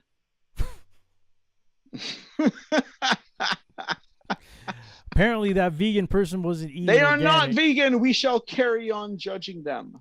They weren't eating organic. That's the problem. I don't know. That's what it is. They needed to eat organic. You judged it right, my friend. You judged it right. All right, let's head to the last article here. Let me do a screen share with you real quick. Let's see. Speaking of mental illness, here we go with more. Oh, More mental illness. the Daily Bail. All right. So this article comes from the Daily Bell. This one was written by Ben Barty on July 14th. Article reads, White House diversity hires utter incompetence. Highlights identity politics failure. You think? You think? You got a bunch of highly educated people that just say a bunch of words to make themselves. Rachel Levine and whatever that thing is next to her. And I can identify a Rachel Levine. That says a lot. Dude, that looks like a dude, like big time. They're all dudes. It's a man. They're all men. Bam! Bam! Bam! Bam! Bam! Bam! Bam! They're all men. Bam! Bam! Oh, what's up, Subpack? Okay. Let me read this. Just 2 months in, White House Press Secretary Karine Jean-Pierre is the most monumental failure at the podium in recorded history. Yeah, she. Have you ever seen her? Have you ever seen her in her press conferences? Are you talking about which one? Jean-Pierre. Jean-Pierre, is that how you say it? I've clearly never ever seen her press conferences because I thought it was Karine like Jean-Pierre. I am a commode for the Dude, men in she this is agency. horrible, man. She was horrible. Just telling you, I thought she was a freaking. She makes herself, dude. She makes herself. I thought she was a urinal. I'm just saying, okay? I thought she was a urinal. I thought she just took whatever people pissed on her, but apparently she's worse than that. Okay. Dude, she can't even lie, bro. She can't even lie, dude. I mean, I get it. I get it if you're hired to lie and you're good at it. But yeah, this chick can't even lie. She can't even lie. Let's see. It's been a rocky first month for White House Press Secretary Okay. Karine Jean-Pierre. Her first have baffled reporters and even made some of her White House colleagues wince. What the fuck? Exactly. Imagine how bad her performance really has been to induce neoliberal political into writing such an unflattering intro paragraph. Could not even imagine. That's like a Hindu priest beating a sacred cow. Ordinarily, while recovering a sacrosanct immigrant lesbian person of color in such a position, political would fawn. I don't know about that. Oh my God, whatever. Just how historically awful has Jean-Pierre been? More importantly, what lesson does her failure teach us on the hollowness of leftist identity politics? Sounds about right. Mhm. Hollow leftist identity politics. She don't got nothing. She don't got nothing. She don't got nothing. At her coronation as Biden's new press secretary, Team Biden explicitly marketed Jean-Pierre as a diversity hire. Dude, whatever happened to hiring people for their skill? Like, I don't get it. So I want to take the opportunity to celebrate and congratulate Karine Jean-Pierre. First, as you all know, she will be the first black woman, the first out. That. So what? Jen Psaki went and scissored her after this or some shit who like that, knows, or man? what? Who knows? And Rachel Levine was there with Mark Milley, and they were all scissoring each other. I can't put that in my head. To serve in I this know role, some of your audience can put that in their head. which is amazing. Jean-Pierre and Rachel Levine and Mark Milley Victoria Millie. and Jen Psaki scissoring together in the Alps while Jenna Griswold watched. Because representation matters. Outgoing press secretary Does it Jen matter? Psaki, Does it? May Does it? 6th of 2022. Listen to me. Let's see. There you go. Look at that picture, man. Oh. I gotta say, dude, having people like this. How can you expect me to I mean- keep a straight face during this entire article? Speak. I don't, because I'm baffled. Like, I can't even laugh about this. You're because baffled. We're looking at a mutant on the screen that dates fucking Victoria Mark Milley. Like this they've been high school romances since high school. What are the odds that two people from the same high school would end up in a very high stature in the government later on in their life? What are the odds? The odds are nil, speak. And so I'm telling you, the story of Victoria Mark Milley, General, and Rachel Levine is a love story of the time. Like, if you're a woke individual out there that wants to make a woke $1 million, why don't you write the love story of Mark Milley and Rachel Levine and bring it to the public as that story should be told? is nuts, man. Mark Milley, Victoria, Rachel Levine, they're boyfriends. You get that, right? You get that. Mark Milley was like, "I'm gonna make sure you're gonna be up there and you're gonna be prestigious, just like me." Rachel Levine, they played on the same football team. Did you know? I bet they did. Did you know that Rachel Levine quarterbacked for Mark Milley? I bet they did. They did. This is the love story of the times. You're hearing it first here. Tam Grell's like, barf, yuck. You're hearing it first here. No, you heard it at the C Report first. Don't you get yourselves mistaken. You know you heard about the love story between Mark Levine and Mark Milley. Wait. Rachel Levine and Mark Milley. You know you guys heard about that. I mean, we cannot read these stories and not acknowledge it anymore, Mr. the Bartender. we have to read these stories and we have to be honest to Victoria Mark Milley and Rachel Levine and tell their love story. I'm reading this Because article right now. they're probably married. Anyways, okay, read the article. Read the article about this black person. Go. All right, this Twitter right here by, I guess that's Admiral Rachel Levine. That's a dude, man. When the first open... You wait. Did you just say that's a dude, man?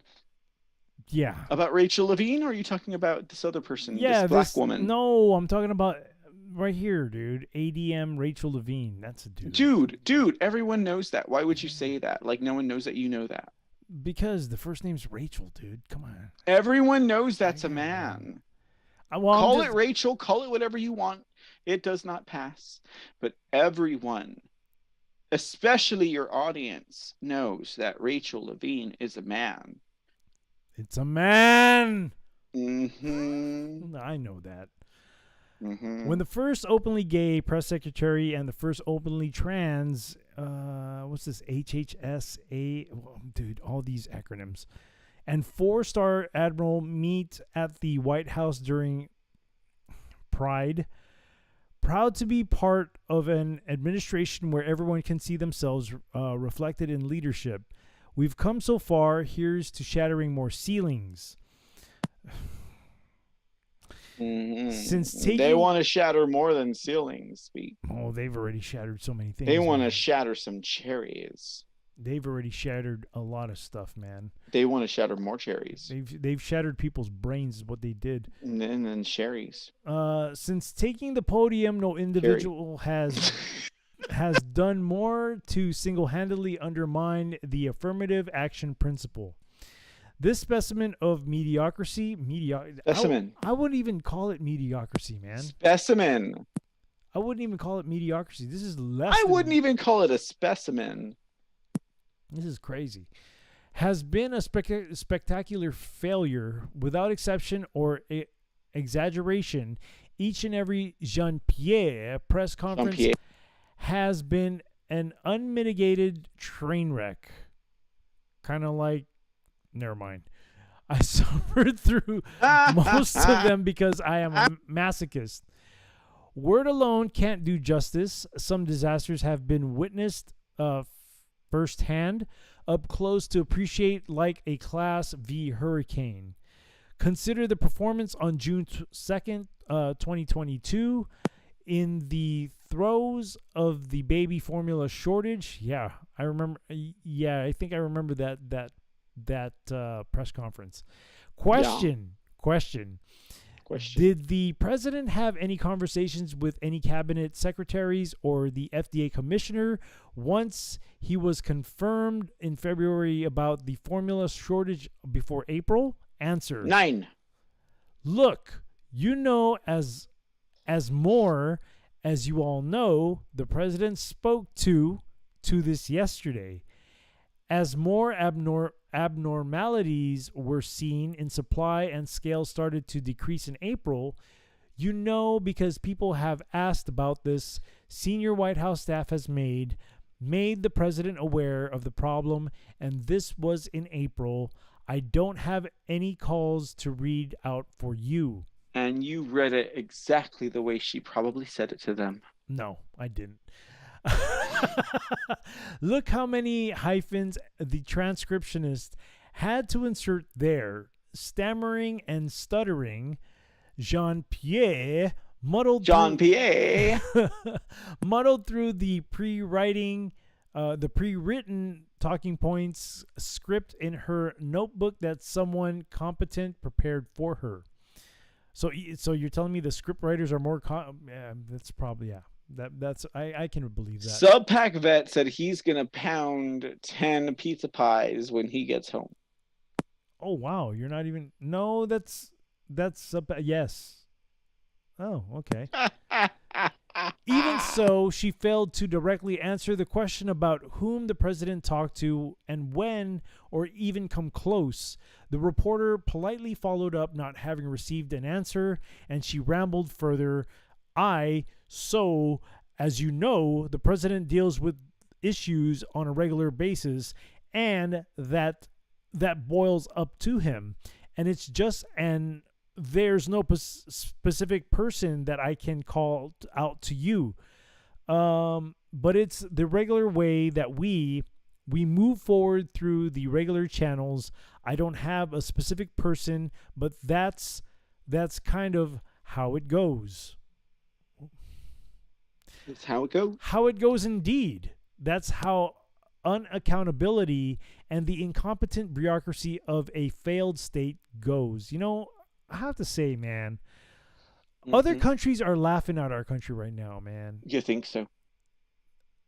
You know, I love this country. I love this country. I'm proud of it. But, man, who we have in there. Do you love it, Speak? You know. Do you really love it? Yeah, I loved it so much that I quit my job. That's how much I love it. You quit your job, but you gave up on your country. No, I didn't give up on my country. The handpicked complaint press corps attempted to get an answer to the same softball question when and from who Joe Brandon first learned of the baby formula shortage a minimum of 8 more times. Each time, her answer was equally nonsensical, like this whole administration. In response, she flipped through her notebook full of pre-canned answers, fingered one the most that might somehow tangentially, is that how you say it? Connect to the question, read it poorly, and move on. Literally, a well-trained 6th grader could deliver a more inspiring product. Again, she wasn't speaking extemporaneously, these words, off the cuff. She attempted to read basic sentences off her notebook and failed even at that. Like I'm failing reading this. The whole cold reading. I'm telling you, just take 5 to 10 minutes out of your day and read something randomly out loud. I do. I'm not talking to you. I'm talking generally. I'm just saying, America, take 10 to 20 minutes out of your day and just read something randomly out loud, and it will improve your random reads. Thank you for that. Extranominously. So they don't think that you don't know what you're talking about, because people need you to know what you're talking about if you have a show.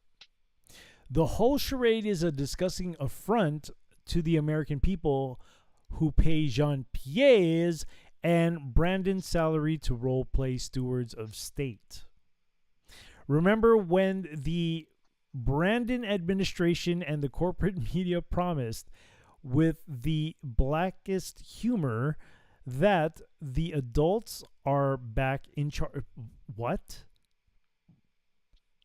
Really? What? The adults are back in charge? What are they talking about, Speak? Exactly. I don't know. What are you reading anymore? This I don't article? understand it. This article. I'm reading this article. Pull the top rack and make it 6 inches, says Aurelius Locke. Sounds like he's ready to go to sleep. When diversity takes precedence over competence, the adults aren't in charge of anything. Unless, of course, by adults, one means the oligarchs who actually run the gears of state to rob the American public. Those adults don't care how dysfunctional the executive gets, so long as the gravity train of favorable regulation and public subsidy for their privilege or their private gain continues. At least Jean-Pierre's predecessor, Jen Psaki, could lie with the modicum of grace. I don't know, but a calzone sounds pretty good right now. Damn, you guys talking about food.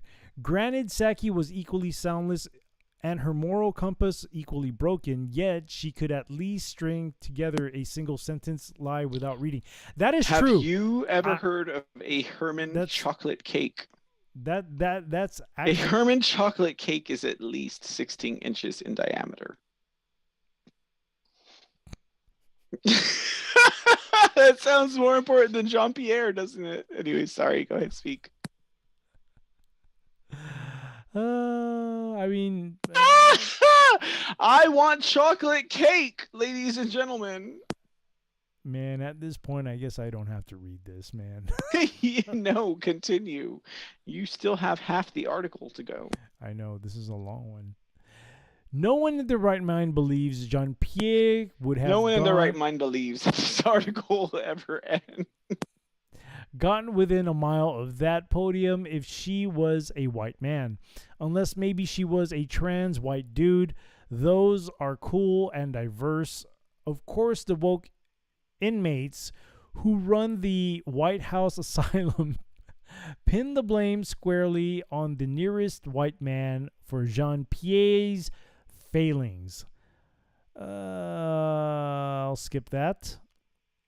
No way could who could have predicted the blame Whitney or Whitey routine Whitney. By hovering, of course, they mean Kirby doing Jean-Pierre's job of her on the high-stakes foreign policy front, so as far as to Whitey. avert nuclear holocaust. You know, I have to admit, though, I mean, at What's least What are you gonna admit? at least Jen Psaki she can at least. Are you She- vouching for Jen Psaki? I'm saying that she can lie better. Fuck that.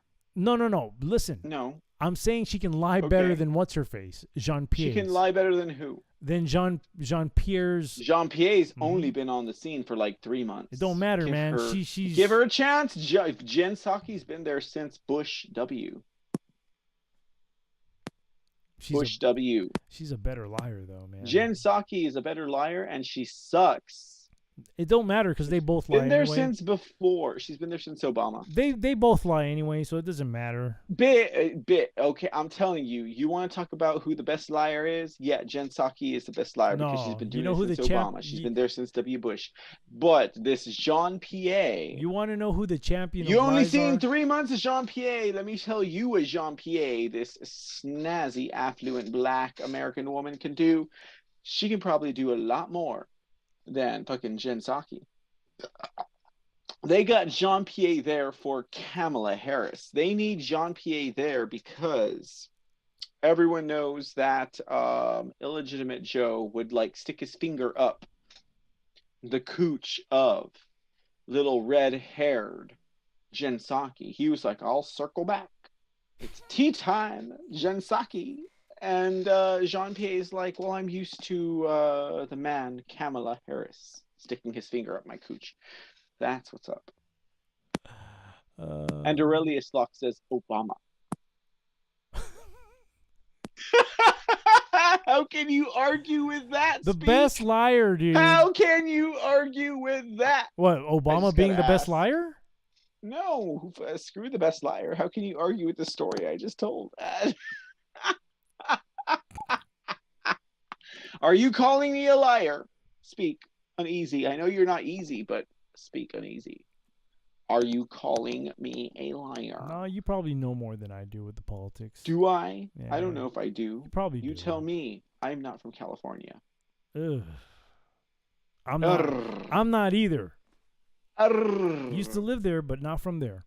Not from there, but used to live there. Let me just keep on going. The He's Biden, gonna finish the article. yeah, Sorry. The Biden administration finds itself between a rock and a hard place every single news day that Jean-Pierre is trotted out to the world to humiliate herself and her colleagues. The whole presidency's credibility sinks even lower. That is true. That is very true. Not that he's doing it by himself either. Yet the administration can't get rid of her because that would be racist. Well, you know, here, dude, if they threaten to get rid of her, she's just gonna say, "Let me be president," right? Yeah, no doubt. No fucking doubt. You'd be like, I'm gonna be president. You're gonna fire me? No. I'm gonna be president. Yeah. These bastards. They'll find their way out. That would be racist, homophobic, misogynist, etc. All the isms. Then it'd have a mutiny on its hands. If you close your eyes and can already divine the BuzzFeed headlines, Triple K by Brandon throws The diverse BuzzFeed has lights. throws diverse, talented, sacred person of color It makes it diverse. Sacred. Because of They say BuzzFeed. sacred, dude. Sacred. BuzzFeed makes it diverse. Press secretary under the bus after 2 months on the job, dude. She's incompetent, dude. She's just so incompetent, just- so does not know how to do her job or the ramifications just of her because job. she can say a bunch of big words doesn't mean that she's competent at the job. Big word. Biden's handlers unleashed the SJW monster on themselves. They made their bed, now they have to lie in it, and called sweet, savory karma. Now lie in it. Now lie in it. Okay, that's not part of the article. Cool. Lie in it. I finally finished it, man. He finished the article. I'm saying these bitches better lie in it. But I'm telling you, this Mark Milley's girlfriend. I'm telling you, that's Mark Milley's girlfriend. Ah! Yeah, you know, I don't know, man. Like, I guess a lot of countries are honestly, they're laughing at us, dude, with this with who we have in office, man, and even the people that represent him too. You know, look at that joke. That's just a part of the joke. Of course, they're laughing at us. They're looking at us, and we are taking on abortion and child mutilation and all of these other debaucheries that are not specific or pertinent to the battlefield. They're laughing at us, especially at our military. Oh man, don't even get me started with that. They're laughing at our military. I've been seeing a lot of stuff about our military, man, and it's not, they are laughing at good, our military so hard, and that Rachel Levine, the girlfriend or boyfriend or fiance, wife or husband, whatever, of Mark Milley. What are the odds that two individuals served on the same football team in high school for one season, and they end up both being prominent figures in government administration 20 years or 30 years later? What are the odds? What are the odds that Mark Milley was like, I'm going to be a general in the standing military army of America someday, and my boyfriend, Rachel Levine, will be right up there as a prominent soldier in the federal army. And there she is. She is deputy executive of Health and Human Services, Rachel Levine, Mark Milley's boyfriend. Health and Human Services, huh? What are the odds? What are the odds that what I just said is not true? What are the odds that what I just said about Mark Milley and Rachel Levine is not true? If Mark Milley and Rachel Levine from the same humble high school football skirmish team can both end up being top dogs in the government of a country, what are the odds that those both moments in life are not meant to be? That sounds like something for a Mr. C in the Dark show. Oh, is it for a C in the Dark show? You think so? It's already 12:01 here a.m. Central Time. You're right. We're out of time. It's best to speak about this at C in the Dark. No, I think it. I honestly think it is. Mark Milley and Rachel Levine. Look for them. They're coming to you guys soon from the Mr. C TV online store, Shop Mr. C TV. We will have the Rachel Levine and Mark Milley boyfriend, girlfriend, fiance, husband, wife shirts available. You already have the mugs, though. We have the mugs. The mugs. What are the mugs? The mugs are everything woke turns to shit.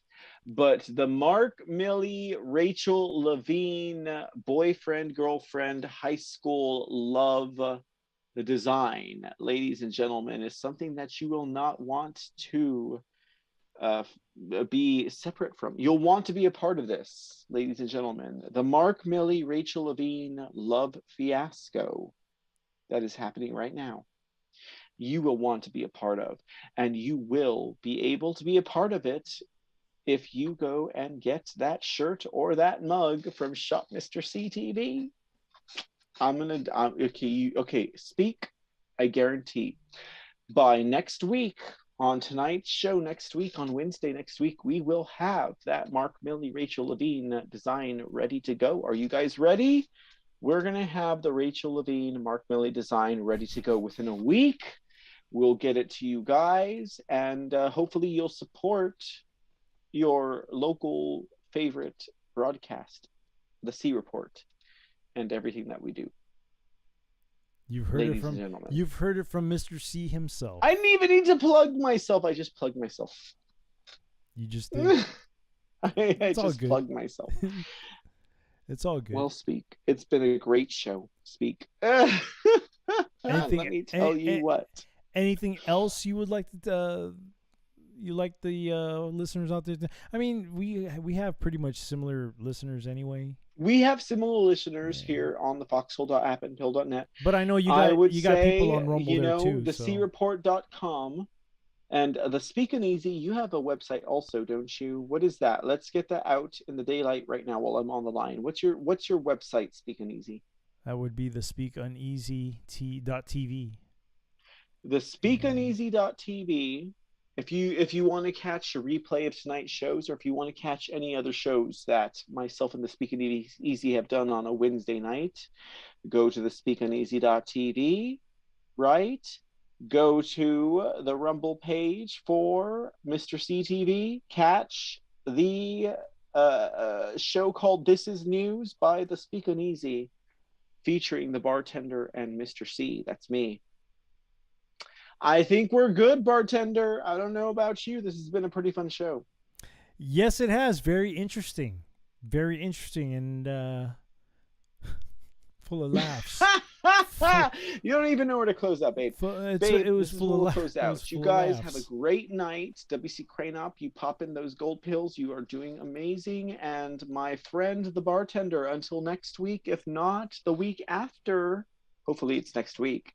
We'll talk to you next time. Give my regards to the family and the children. I will. Take care, my friend, because this was a great night. We'll do it again next week. Absolutely. Thank you for coming by, bro. Thank you so much. Yes, sir. Have a great night, y'all, and we'll see y'all next time. Cool. Regards to your family as well. And there he goes. Let me close out my end here. But before I do that, let me take y'all to the bar here. Let me kill my end. Cool. And close this out. And now it's just me. WC Crane Up, thank you so much for donating the 1,000 gold pills, man. Thank you so much for being a big contributor today. I really appreciate that. Whiskey Blue, thank you so much also for sponsoring the show as well. And yes, WC Crane Up, I will give you a text message and see if I can get you on here next week. No, I will not get any contact being high because I just those days they're done for me. I don't do that stuff anymore. I left those days behind me back in my early 20s. That was more than 20 years ago. So I don't do that stuff anymore, man. Let's see. WC, yes, I will give you a text message and maybe we can get you on next week, Wednesday, so we can have some fun with this again. I really want to thank everybody else who showed up, including the people who were just trolling. I really don't care. You guys don't know who I am. You guys will probably not know who I am. You never seen the stuff. You never experienced the stuff I experienced in my life. You probably will never experience the stuff in my life. And that's that. If you're going to be trolling, you can troll all you want. I don't care. My whole life, a lot of people have been trying to troll me, but it's one of those things I just ignore, man. Just ignore, dude. Anyhow, I really want to thank Mr. C for joining me again for another episode of This Is News. Subpack Vet, thank you for being here.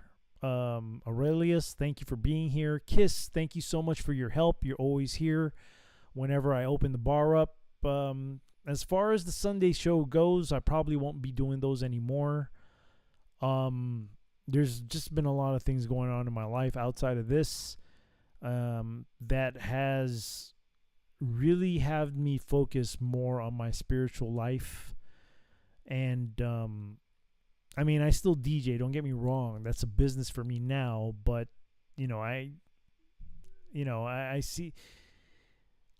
seem to be paying more attention to my spiritual life than anything else now, and because of the times we're living in, it's only because of the times we're living in.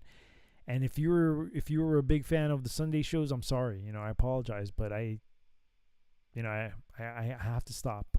And that was probably, it was fun for me to do, but it kind of defeats the purpose of what I'm supposed to be doing as a quote show. It defeats the purpose for sure.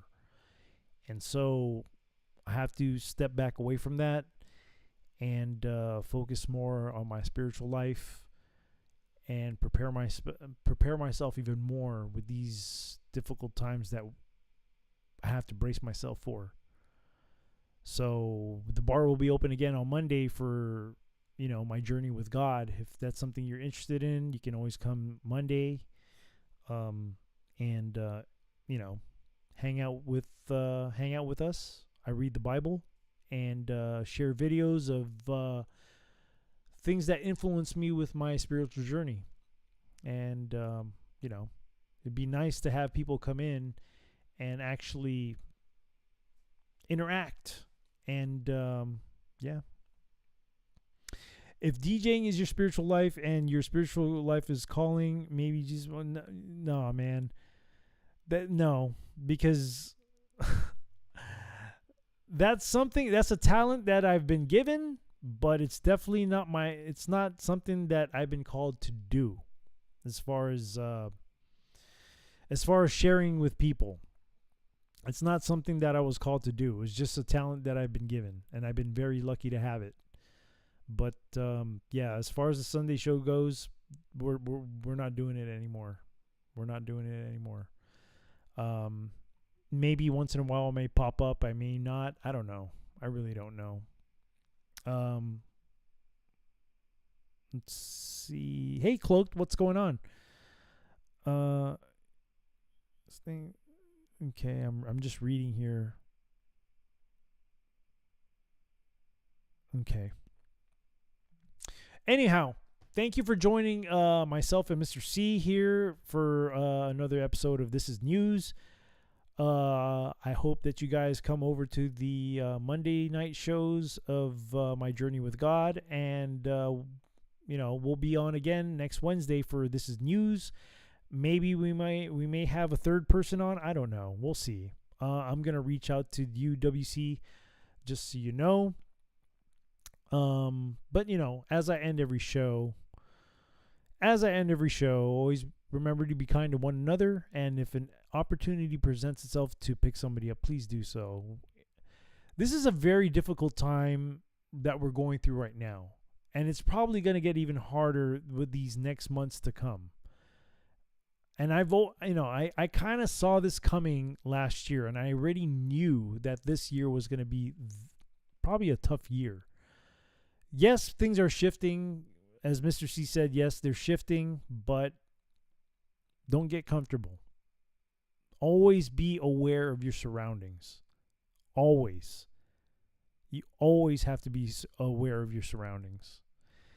Anyhow, if an opportunity presents itself to pick somebody up, please do so. We've all been through a time where we needed some picking up, and it was always a relief when somebody was there to at least help us with a hand up. So, with all that being said,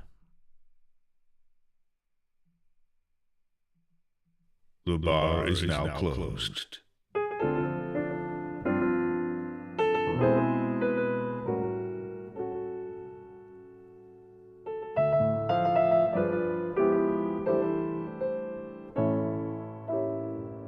I can't help but wonder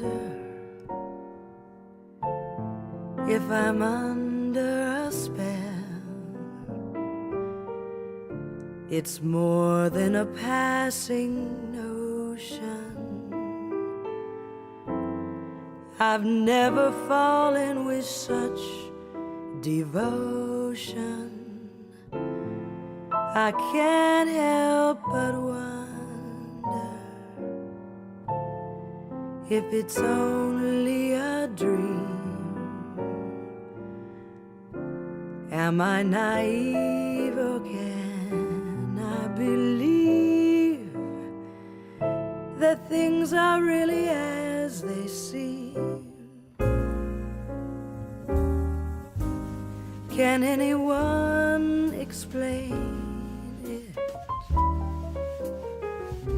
How to understand what's true? I know I just can't tame it. Whenever I'm with you, I can't help but wonder if you wonder about me. 'Cause lately I can't help but wonder how wonderful this might be.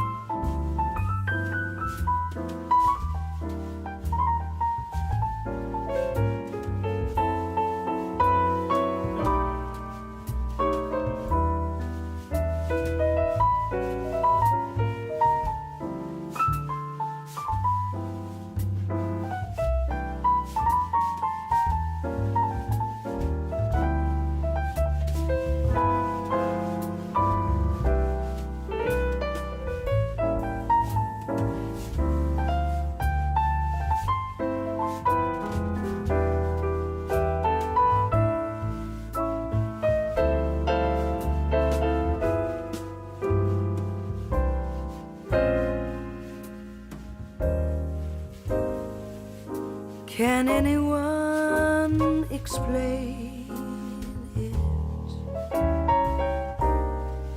How to understand what's true? I know I just can't take it. Whenever I'm with you,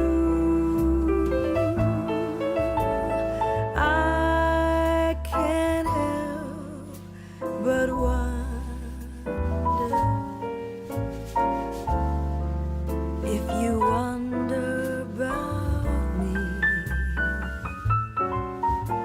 'Cause lately I can't help but wonder how wonderful this might be.